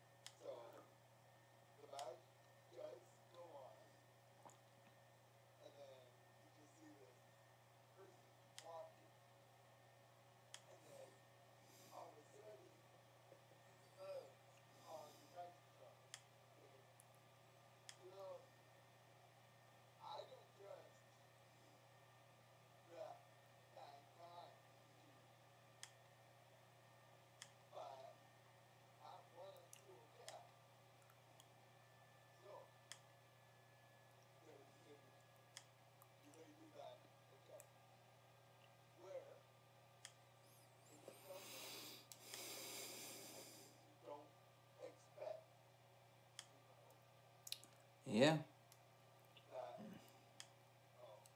where Braun Strowman winning the match, but at the same time, the bar is taking advantage of Strowman and stuff like that. Yep.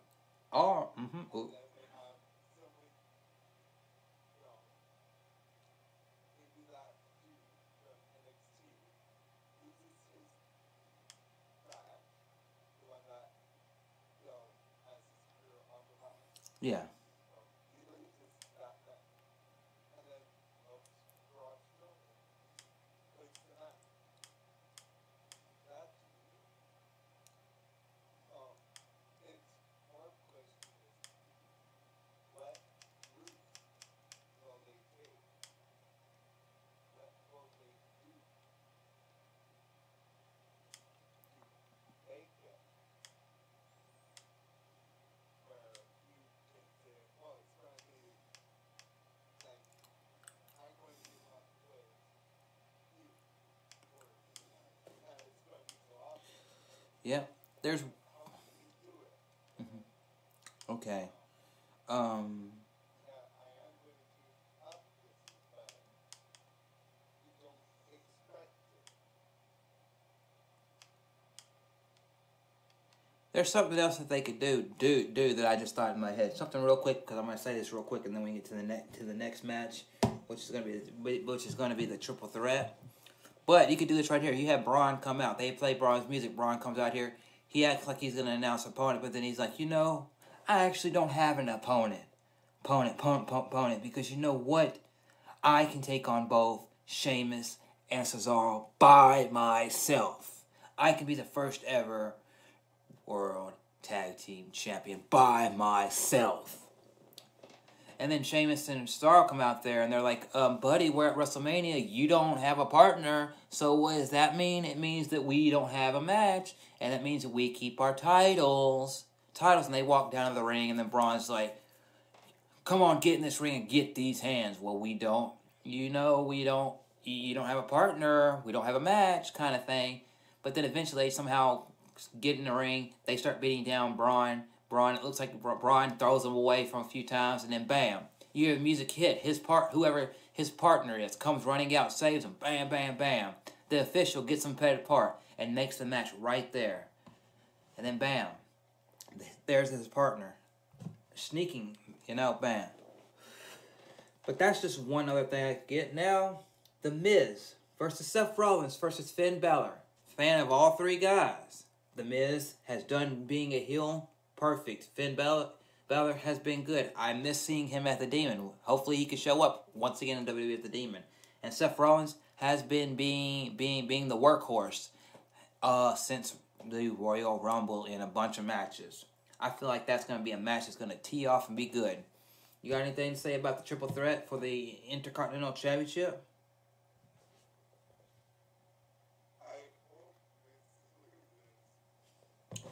Now, Miz loses, which I'd be fine with Miz losing.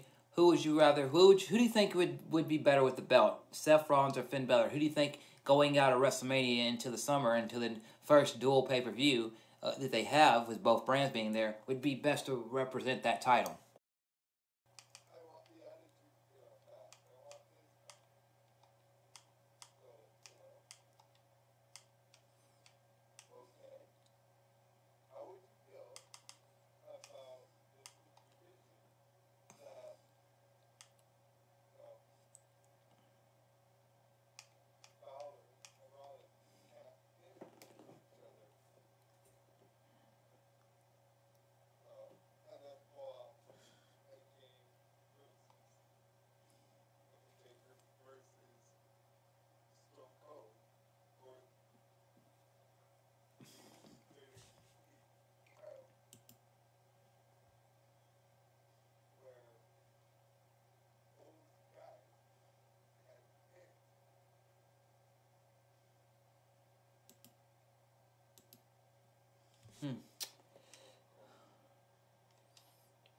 That'd be interesting.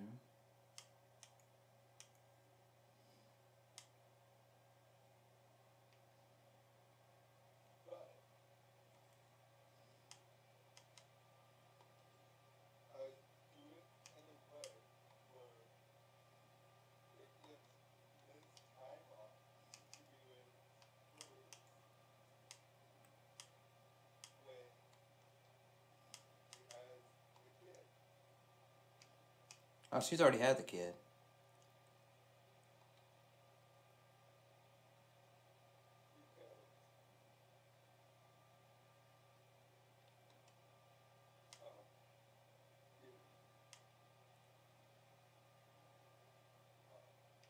But I say, one way I see WrestleMania is the person I get.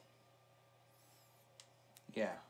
So there's perfect opportunity right now on TV for a while.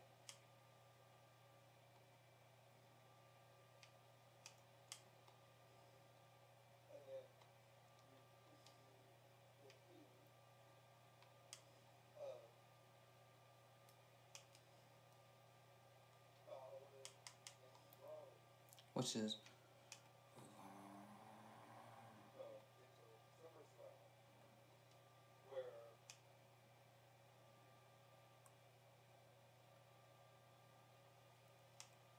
let's say that Rollins comes out in persona, and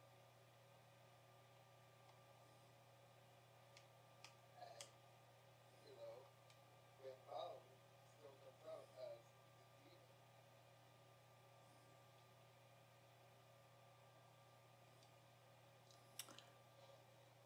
you could sit there and do something with that. It says he's the Kingslayer.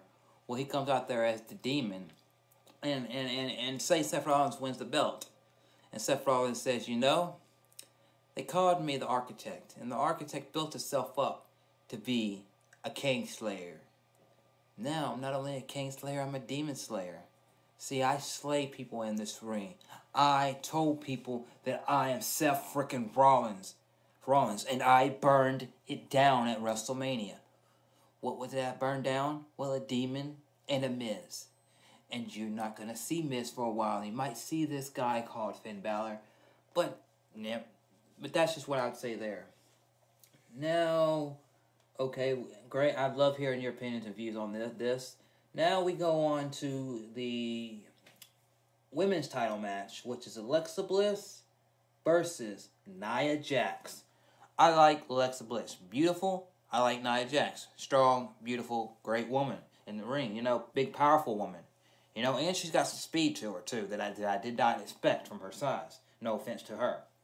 But I feel like that's going to be that match is going to sneak up on us. I feel like they're going to do something with us in that match. Nothing with anybody interfering or anything. It's something that's going to surprise us with Nia Jax and Alexa Bliss.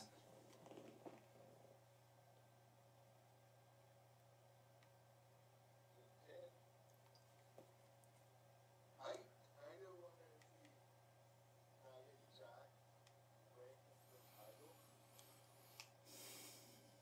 and then come out with like, you know, this person who just hours ago I had a match with. I believe she calls me a brand. I believe her name was Alexa Bliss, and I paid her for the title when no one else would. But I didn't find myself. I did not need someone by my side, you know. But at the same time, you can't have Alexa be like, oh, bitch, I'm focused on the road. Show the replay, and it's clearly been edited. So, see, focused on the road. And then I goes, listen, here's the real proof, you know. Yeah. And it was actually the real proof, you know. Mm-hmm.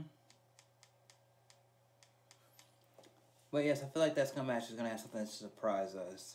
Now we're going to get into two matches that I know you're going to be really interested to talk about. The two biggest matches on the Raw brand.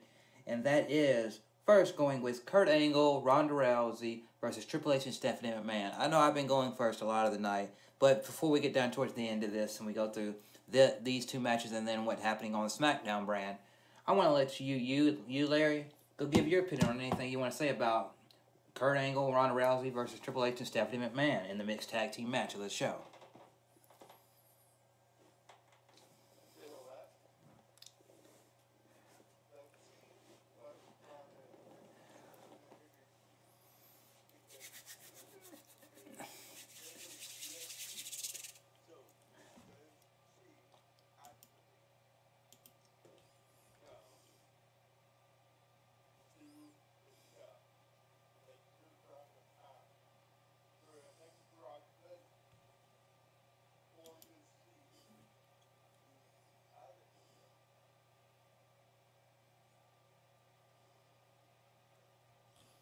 Yeah, that's...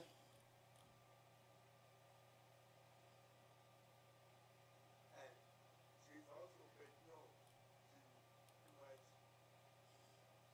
lock in submissions in the UFC or pretty much knock out within 5 seconds. So does she lock in a submission and has definitely just time for her out like that? And I'm sure that what? Never mind. That doesn't count. We were threat. And then you have Fernando Flat and oh, it's true. You know, there's presenting, you know, but that counts. And the legal, the cell rank, starts to happen. Stephanie did tap out.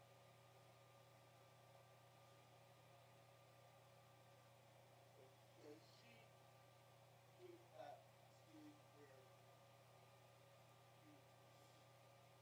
you know, we're going to take stuff pretty fast or do they carry it out for a while? Where, with Stephanie Merkel, let's look at pedigree. Oh, no. Slingshot right into Triple H.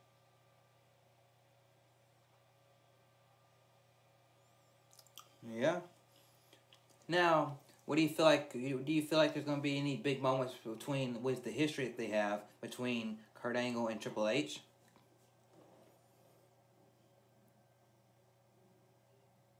Maybe.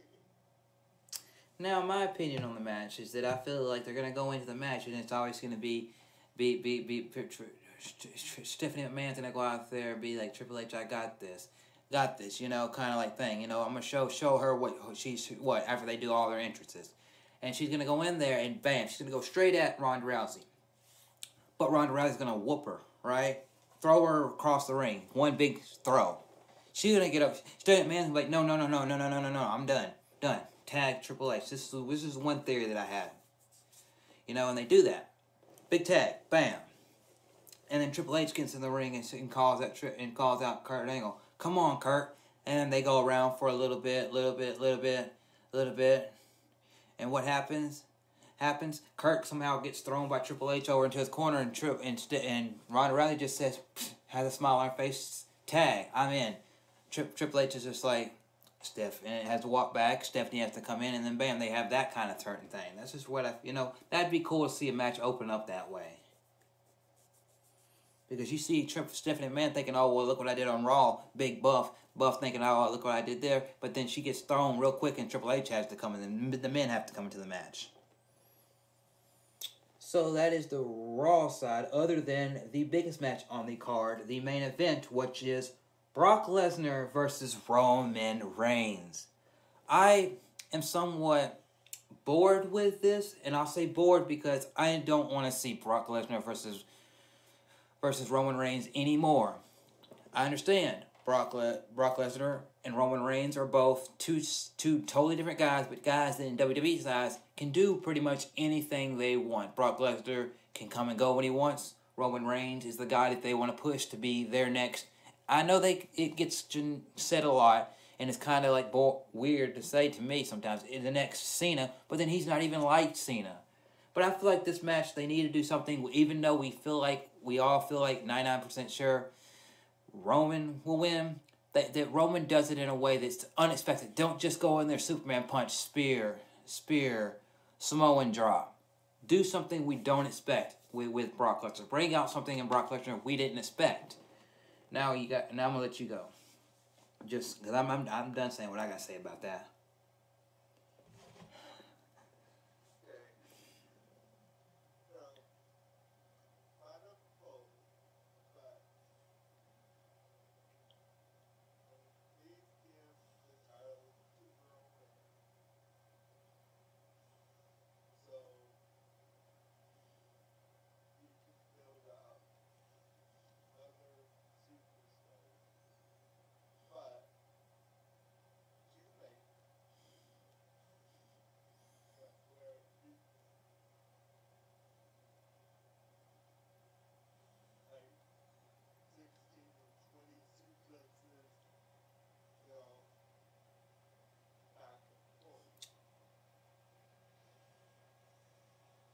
Yeah.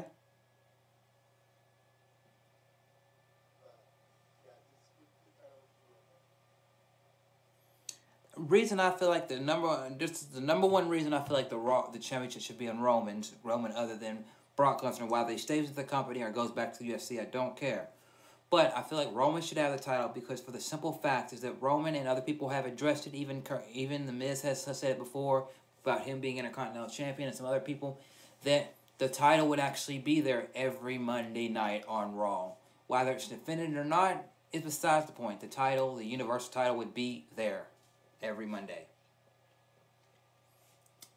Now we get to the SmackDown side of things, and I'll start off with the triple threat tag team match, which is the Usos versus the New Day versus the Bludgeon Brothers. All three excellent teams. Jimmy Uso and Jay Uso and the New Day, Kingston, Big E, and Xavier Woods, they had a phenomenal feud whenever they feuded, for the SmackDown Tag Team titles. They made the SmackDown Tag Team brand mean something, those two teams. And the Bludgeon Brothers, who were formerly part of the Wyatt family, they're two of the biggest, most dominating figures in WWE, but they haven't been able to show it as much as I feel like they should. So, real quick thoughts on that match is that I feel like it's going to be a show stealer, and I would be surprised if the New Day won the titles again, but it'd be really surprising to me if the Bludgeon Brothers came out with titles, or if the Usos were to do the upset and actually retain and be like, woo, we retain. But then again, what if they retain and then down the road draft happens and they get drafted to Raw and they got to drop the titles because that reason, and then they're like, well, we dropped the titles, we want a title match the first time they get on Raw, bam. But I feel like that's going to be a great tag team match. Probably it's going to be really, there's not really nothing bad I can say about anybody that's in that tag team match. Because what they've done every time they've interacted with each other on SmackDown has been some of the most compelling stuff on SmackDown. Because it's no offense, the rest of the tag team division on SmackDown for a while there was all right, but it's kind of meh right now. Kind of was the same thing with Raw. Got anything to say on the triple threat tag team match for the SmackDown titles, Larry?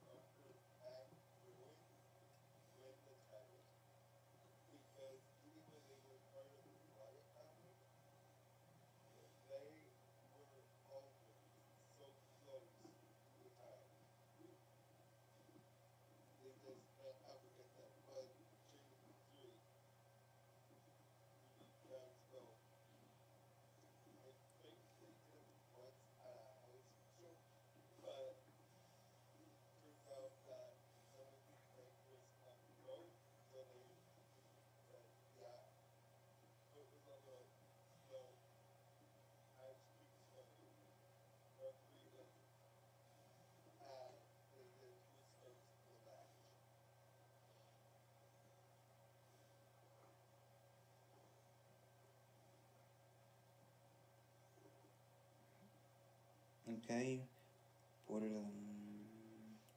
Yeah, that'd be cool. So, then we're okay. So I'm gonna skip. Let me see. Let's see. The draft. Draft. Yeah, I'll let you get to. Yeah, say your little. Yeah, quickly touch on the draft. What are Cool. I'll let that. In the past, where right member of the tag team was drafted to the out of draft. So I feel like you have Jimmy or Jay won't draft from the other stage on SmackDown. Do you think that a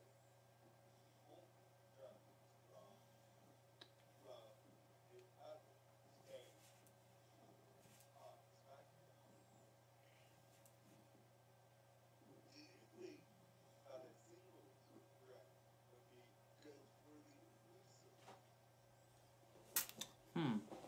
Singles runs. Well, I'll touch on this and then we can get to something. The next part is that I feel like the Usos are so well as a tag team. It would be surprising to see them as solo competitors, but I feel like what they've done, because this is just me. If you look at them, how they were just like they promoted the Samoan thing big, and they still do a little bit, but they're more of like the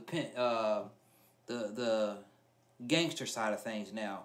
Oh, we're gonna put you in the penitentiary, whatever, this, that. But I feel like, and they've also made themselves skinnier, worked their bodies out, and done that stuff. I feel like if they were to do that, they could sit there. From Jey Uso could be like, I love my brother and all this, but you saw me. I think it's Jay, whichever one was in the mixed tag team battle thing. He's like, I went by my wife and fought next to her, and yeah, we got split up, and he's on SmackDown, and I going over here to Raw. Well, we're always going to be a tag team, whether we're on the same show or not, whether we're together or not, because that's our brotherly bond. I'm going to go out here and show everybody that I'm more than just a tag team wrestler, and he can do the same thing there. I could see them doing something like that. That'd be one of the biggest surprises you could pull out this year, coming with that.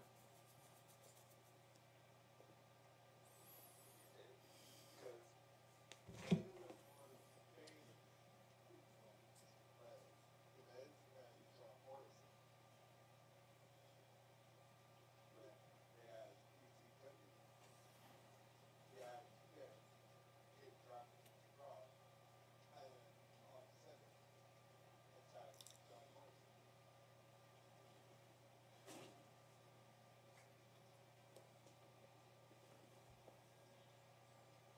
Now look at where Vince's line is main event WrestleMania. Yep. And I just gotta say something about the Miz.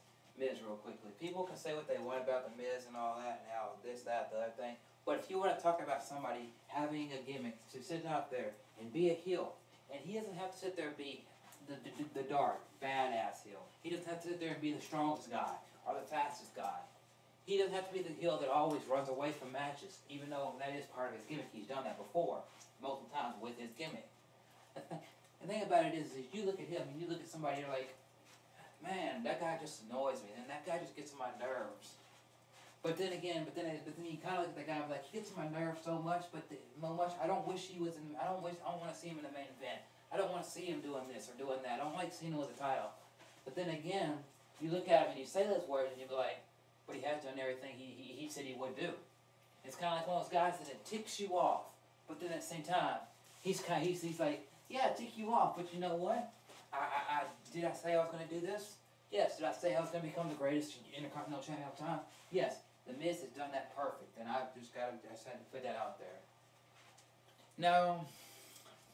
Now, we're gonna get into. I'm gonna talk about the title matches, the 3 title matches for SmackDown left to go in a minute. But I'm gonna give a couple minutes to this right here, because Larry has had a lot of opinions on this, and he likes both guys on both sides. I don't know who he's the biggest fan of, but we have Shane McMahon and Daniel Bryan in Daniel Bryan's return to the show of shows, and at the same arena where he last had a WrestleMania match years ago and won the title, is where we have them versus Kevin Owens and Sami Zayn.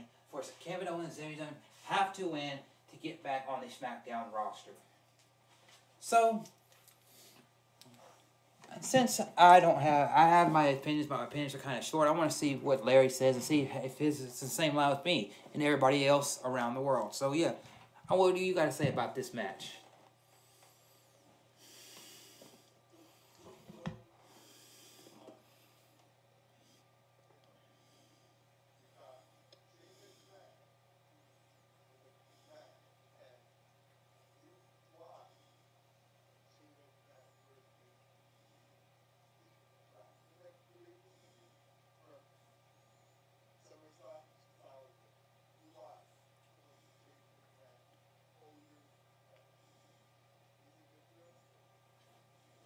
Yeah.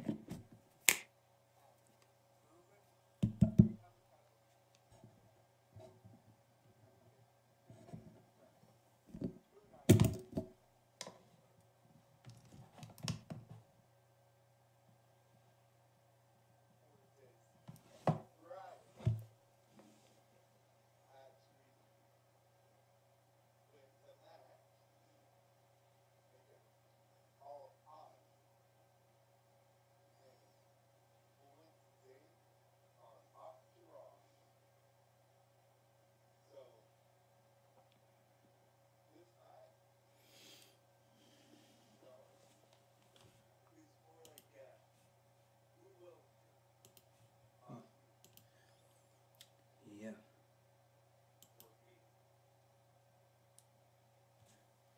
Yep. So for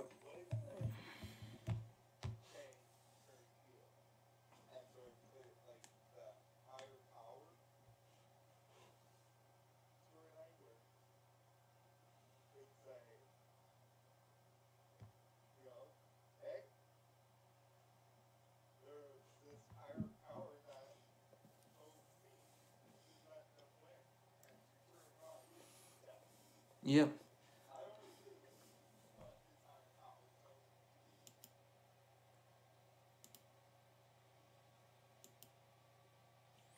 Yeah, yeah, and there's another thing that you could put in there if you turned heel. You could say, Daniel Bryan, you were the GM of SmackDown at the time. What, you know, he turns heel, does whatever he does, but then at SmackDown, he's like, you were the GM of SmackDown at the time. We both given up our jobs. They're obviously my father and everybody. They're scrambling to figure out who's gonna be the commissioner and all that, you know. And I'm thinking of maybe going back being commissioner and not stepping out of the ring. But whenever my father got attacked by Owen, did you do anything about it? Not much of anything. I had to do something about it. But you're the GM. You were there. I was not there that night, or something. You could say, throw that out there, and bam, he's heel. And be like, you know, for that, blah, blah, blah. But with the whole overall match, I feel it's going to be cool. Because what if Kevin and Sami Zayn were to lose, and then you don't see them for a month until they do the what do they do? The Superstar Shake-Up, as they call it now, the draft. Basically, same thing. It's just they just change up the way they do it every once in a while. You know, that'd be a cool thing to see. But I feel like at the same time, is that I feel like Daniel Bryan could go in there, he'd have a phenomenal performance, and I feel like he could have a phenomenal performance, not take the pin, and let Shane take the pin, and then Shane gets pissed off about that, and they have maybe something to blow the steam off for themselves, and then Sami Zayn and Kevin come back on SmackDown, and they're like, ha ha ha, look at this, we got under the skin of them two, and what happened? It cost them the match. We got our hands on Sami, on both you're the yes guy, Daniel Bryan, and Shane McMahon. And Shane McMahon, you got pinned by who? Me. And what happened? What happened to Daniel Bryan? My Zayn right here, he got him knocked him out of the ring, and he was no help. He tried to crawl back in the ring, but it was too damn late. So I feel like that's going to be a good match, and it's going to be, and I feel like it's going to throw some curveballs in there with you know, because if you got somebody who can turn somebody, you think about this, for a bunch of weeks until they got fired, until the threat of firing them, and then eventually firing them, there was a number of weeks that Sami Zayn and Kevin Owens were throwing words at each other, and also even at the chamber match and this and that other stuff like that, they were going. I mean, not the chamber match, at the Fatal 5-Way. They went at each other, and they did this, and they did that. So it's kind of like, are they really tight as they seem they are?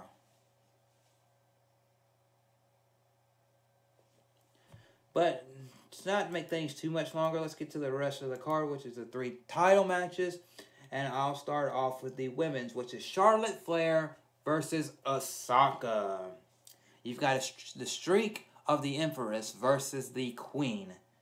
And we're going to get talking. Okay, yeah, I'm about to hit the hey soon too, man. So I'm going to try to get rid of these in the next 15 minutes and then go to bed. So Charlotte Flair versus Asuka.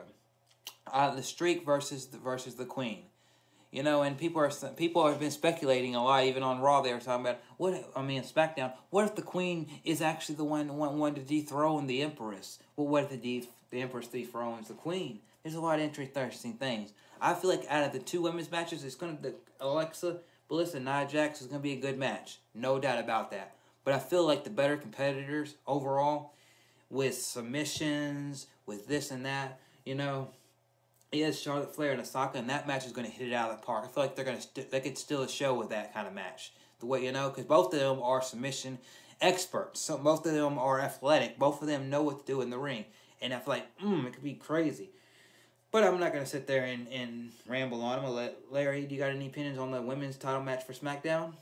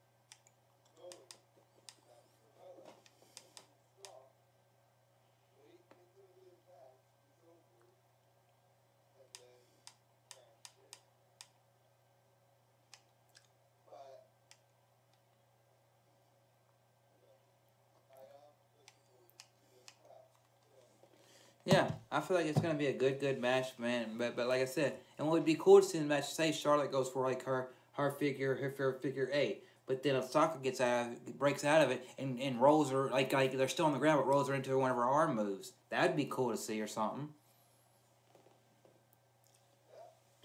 Because and that's the thing about it is that you've got that you've got the Queen versus the Empress of Tomorrow going at it. It's gonna be phenomenal. Now, we got the other, real quick, we got two more matches to speak about, and that is the main event for SmackDown and then the United States title, which the United States title is Randy Orton, Bobby Roode, Jinder Mahal, and Rusev. Rusev was thrown in the last SmackDown. Jinder Mahal was thrown in because he's always been mixing the pot between Bobby Roode and Randy Orton. And Bobby Roode is the former champion. Randy Orton is in his first reign as United States champion, which made him a Grand Slam champion doing this. And I've stated this earlier, I believe, in this, or other, that I feel like Randy, Bobby, Jinder Mahal, Rusev, any of them would have benefited from having the title on their shoulders going into the first SmackDown after the pay-per-view. Any of them would benefit. I feel like who would benefit the most, though, is that I'd love to see Randy Orton defend that title and win. But who would benefit most is Rusev, because I saw a rumor where Rusev asked for his release a while back. That I don't know if that was true or not, but he asked for his release. He's always been kind of thrown off, pissed off, and every time he's gone for titles or done this, he's a great in-ring predator. He's never had something where, bam, he's this, he's that. And I feel like Rusev would be cool. I mean, even if Rusev does that and you still have him have feud with these other guys, and because they make in the mid-card scene be cool, because these four guys are mid-card, or they're going for the mid-card title on SmackDown, but they are main event quality at the same time, which is really, really cool and unique to the SmackDown brand. It's just like when you look at Raw. Raw is the Intercontinental Championship. Each of those guys going for the Intercontinental Championship are main event guys, but they're going for a mid-card title, but making it look like a main event title, which is phenomenal here in this day and age of wrestling. And I just really don't want to go too much into me rambling, because I get that problem, and I'm sorry about that if anybody thinks I'm rambling. But I want to ask before we get into the big match, Larry, you got anything to say about Randy Orton, Bobby Roode, Jinder Mahal, or Rusev in that fatal four-way? Because it's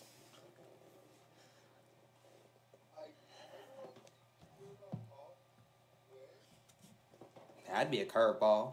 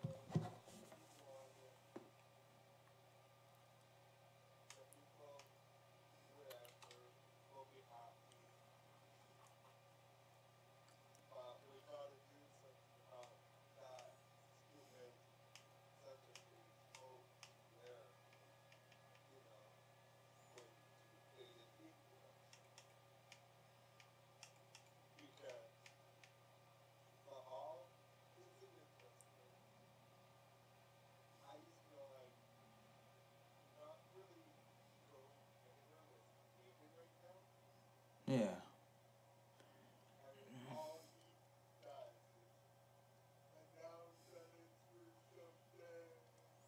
I feel like they could have gone somewhere, just to put my little few words in there, they could have gone somewhere more with these guys, because Aiden English and Rusev were good together to me. But they had something going with them when they were having more tag team matches together, and I could get behind that when the Rusev Day thing for like, hey, here's Rusev Day coming out to the ring, here's Rusev Day doing this, but then they pushed Rusev, which obviously Rusev's always going to be the bigger star. He's more technically better in the ring. He looks better. He's all the overall package more than Aiden English. But Aiden English has kind of just been a side figure. Oh, I'm out here, blah blah blah. And it's like sometimes he's out there, he doesn't do anything other than say Rusev Day, and I get where you're coming from. So I kind of like see it from all ways, but you also can add into Aiden's role just so you know you got someone that will actually interfere behind the referee's back. You have someone who knows how to manipulate the rules. Aiden, you know, what's up? You're out there. You're just watching the match. Yep. Okay. We are match that Aiden won. Since well, he was Rusev. Oh, this is sort of like where I was with the over. Aiden. Oh, that being said, what are you doing? You know,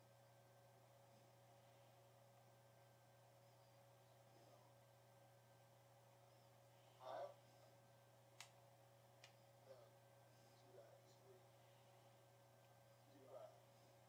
Hey, look, Aiden, you're going into this match. Need to see more of you in the ring.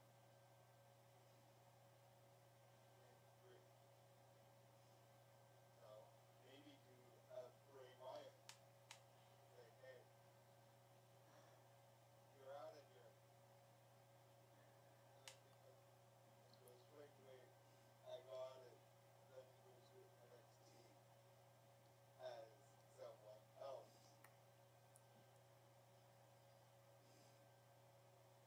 And then develop that person. Meanwhile, you have Rusev into the hall, winning tag team titles and singles titles. Who will be the bigger star? I think the hall, but you know, Rusev and Sting has and surprise everyone. Yeah. But also at the same time, I feel like if it was that match, I feel like if say Randy Orton or Bobby Roode doesn't come out with the title, you could sit there and have Bobby Roode still feud for the title for a little bit, and then he pops in and say AJ Styles main event, right? You have a match with him and AJ Styles, and he's like bam, and then they've reference, you know, AJ, you talk about how you in Japan, you and Nakamura had your great match, and y'all had your big blow off at WrestleMania. Well, Bobby Roode, this is his future storyline thing. Bobby Roode have history with you, people that not many people talk about, you know, and I can be on the same level as you. I've beaten you before, there, and they kind of reference that, but I feel like yeah, it's good for all of them, and it's cool to see Randy Orton not in the main event and in the more of the mid card, upper main events, lower main event stuff, and having that title. It was really cool to see him, you know, because seeing him with a world title is always cool, but him holding the Intercontinental the United States title, it's like wow, I've never you've never seen him hold that title, so it looks different on him, but it's also a different look. It's a good look, you know.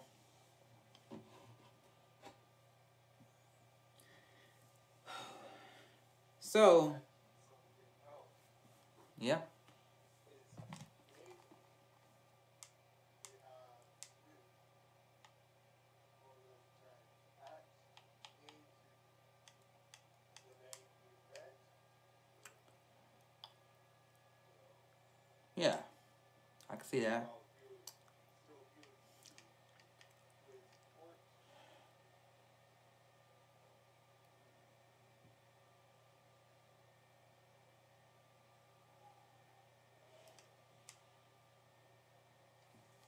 Yeah, it's like Randy Orton gets a match with, say, Jinder Mahal or Shinsuke Nakamura, and then Bobby Roode comes there, bam, I can be right there alongside of y'all. Now, to the last match, and then we'll end this for you all, whoever will ever watch this. It's cool to just do this. I've had a really fun time talking with you, Larry, doing all this. It's a really fun experience. We've got the main event for SmackDown, which is the WWE Championship. AJ Styles versus Shinsuke Nakamura. Last time was at Wrestle Kingdom 11 when they had a match for New Japan Pro Wrestling, and then eventually within a couple years later they're both in WWE, and now they're going to wrestle for the title at Wrestlemania 34. How excited? Anything you got to say about that? Then I'm going to let you go first this time, and then I'm going to say my few words.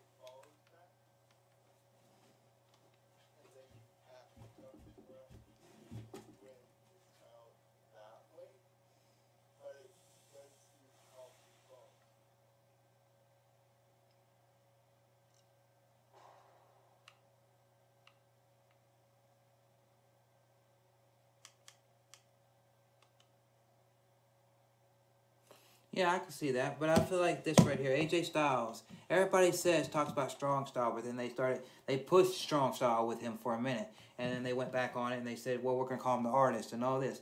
I feel like AJ Styles versus Nakamura should be one of the show stealing matches. I feel like AJ Styles should sit there and be like, and be like, you know what? I'm going to let people see Nakamura for what Nakamura is. Show them that the Japanese style can make it over here in the United States. Whether it's for a win or a loss, the match is besides the point. But they do it in a way that AJ Styles takes the big kicks. AJ Styles takes this. Maybe he doesn't take a lot of kicks to the head or the back of the head, but takes these moves, and everybody's like, wow. You know, and he's doing these submissions and doing this stuff. But then AJ Styles, after a while, takes that. But then AJ Styles gets back up and he goes, well, you know. And they kind of have their little thing where like Nakamura does this little dance and smiles. AJ Styles does like a little pop, their little taunts to each other. And then AJ Styles starts giving him, bam, goes for 4-0.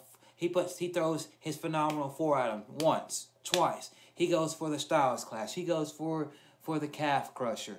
You know, bam, does all this stuff, and it's like, what can it take to make Nakamura tap out or get a pin? 1, 2, 3, and he can never figure it out. And then, bam, if you do something like that, it show strong style is viable in America. What AJ Styles did was make not only himself look better, but Nakamura not look way better. And Nakamura showed that I'm not fearful of you. I don't underestimate you. And if Nakamura were to sit there, bam, and then out of nowhere, you have like one time he goes for a phenomenal forearm.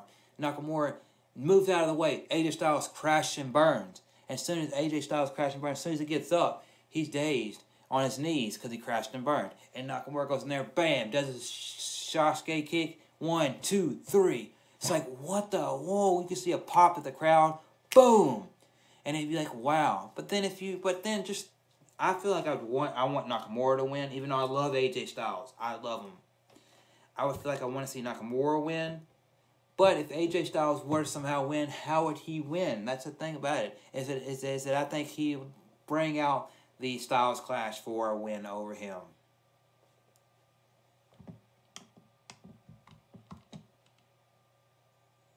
Yeah, so I'm saying that we'll both be probably watching it as we can, and then maybe down the road next week, whenever I do some streams next week, we'll definitely be breaking down here and there the WrestleMania, the Raw after WrestleMania, and stuff like that. But I just want to ask you, Larry, before I go head off to bed, and you head off to bed, you got any last words you want to say about WrestleMania weekend?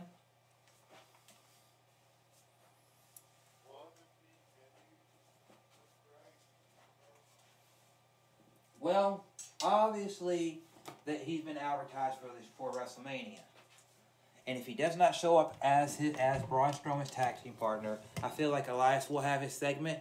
But will his segment be interrupted by a past legend, somebody else, or that? And how big of a pop will he get? And then as far as surprises, we still don't know about John Cena and Taker. Will either of them appear? Obviously, one of the Cena will probably appear because he sees he's going as a fan. As of we sit here right now, and what would be cool is it, like you said, was the Hall of Fame as the Dudleys.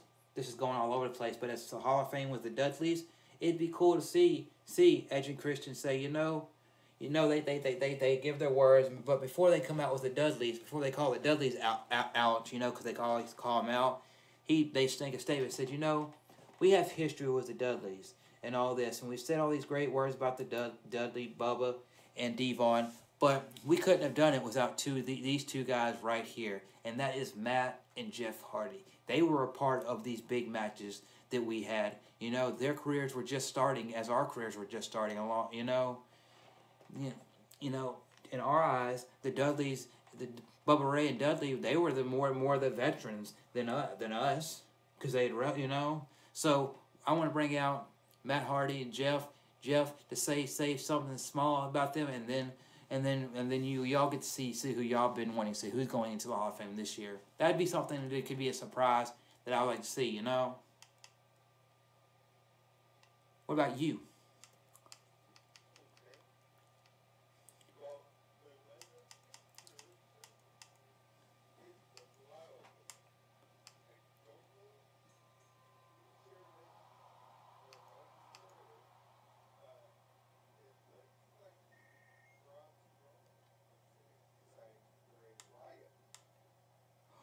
Oh, I saw that picture. I didn't think anything of it, but...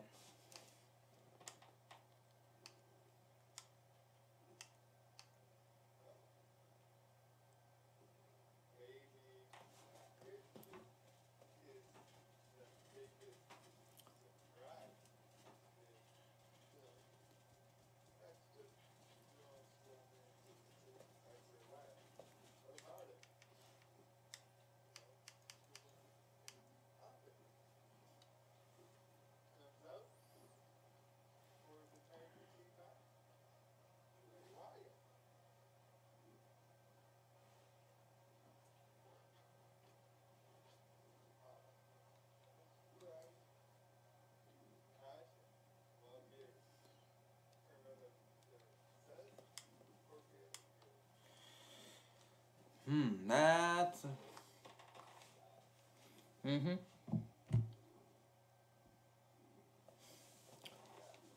So, well, that's been cool. I'd be like, hey, man, I just gotta...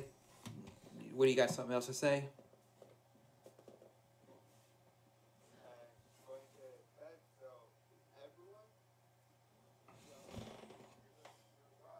Yeah. Yeah. So...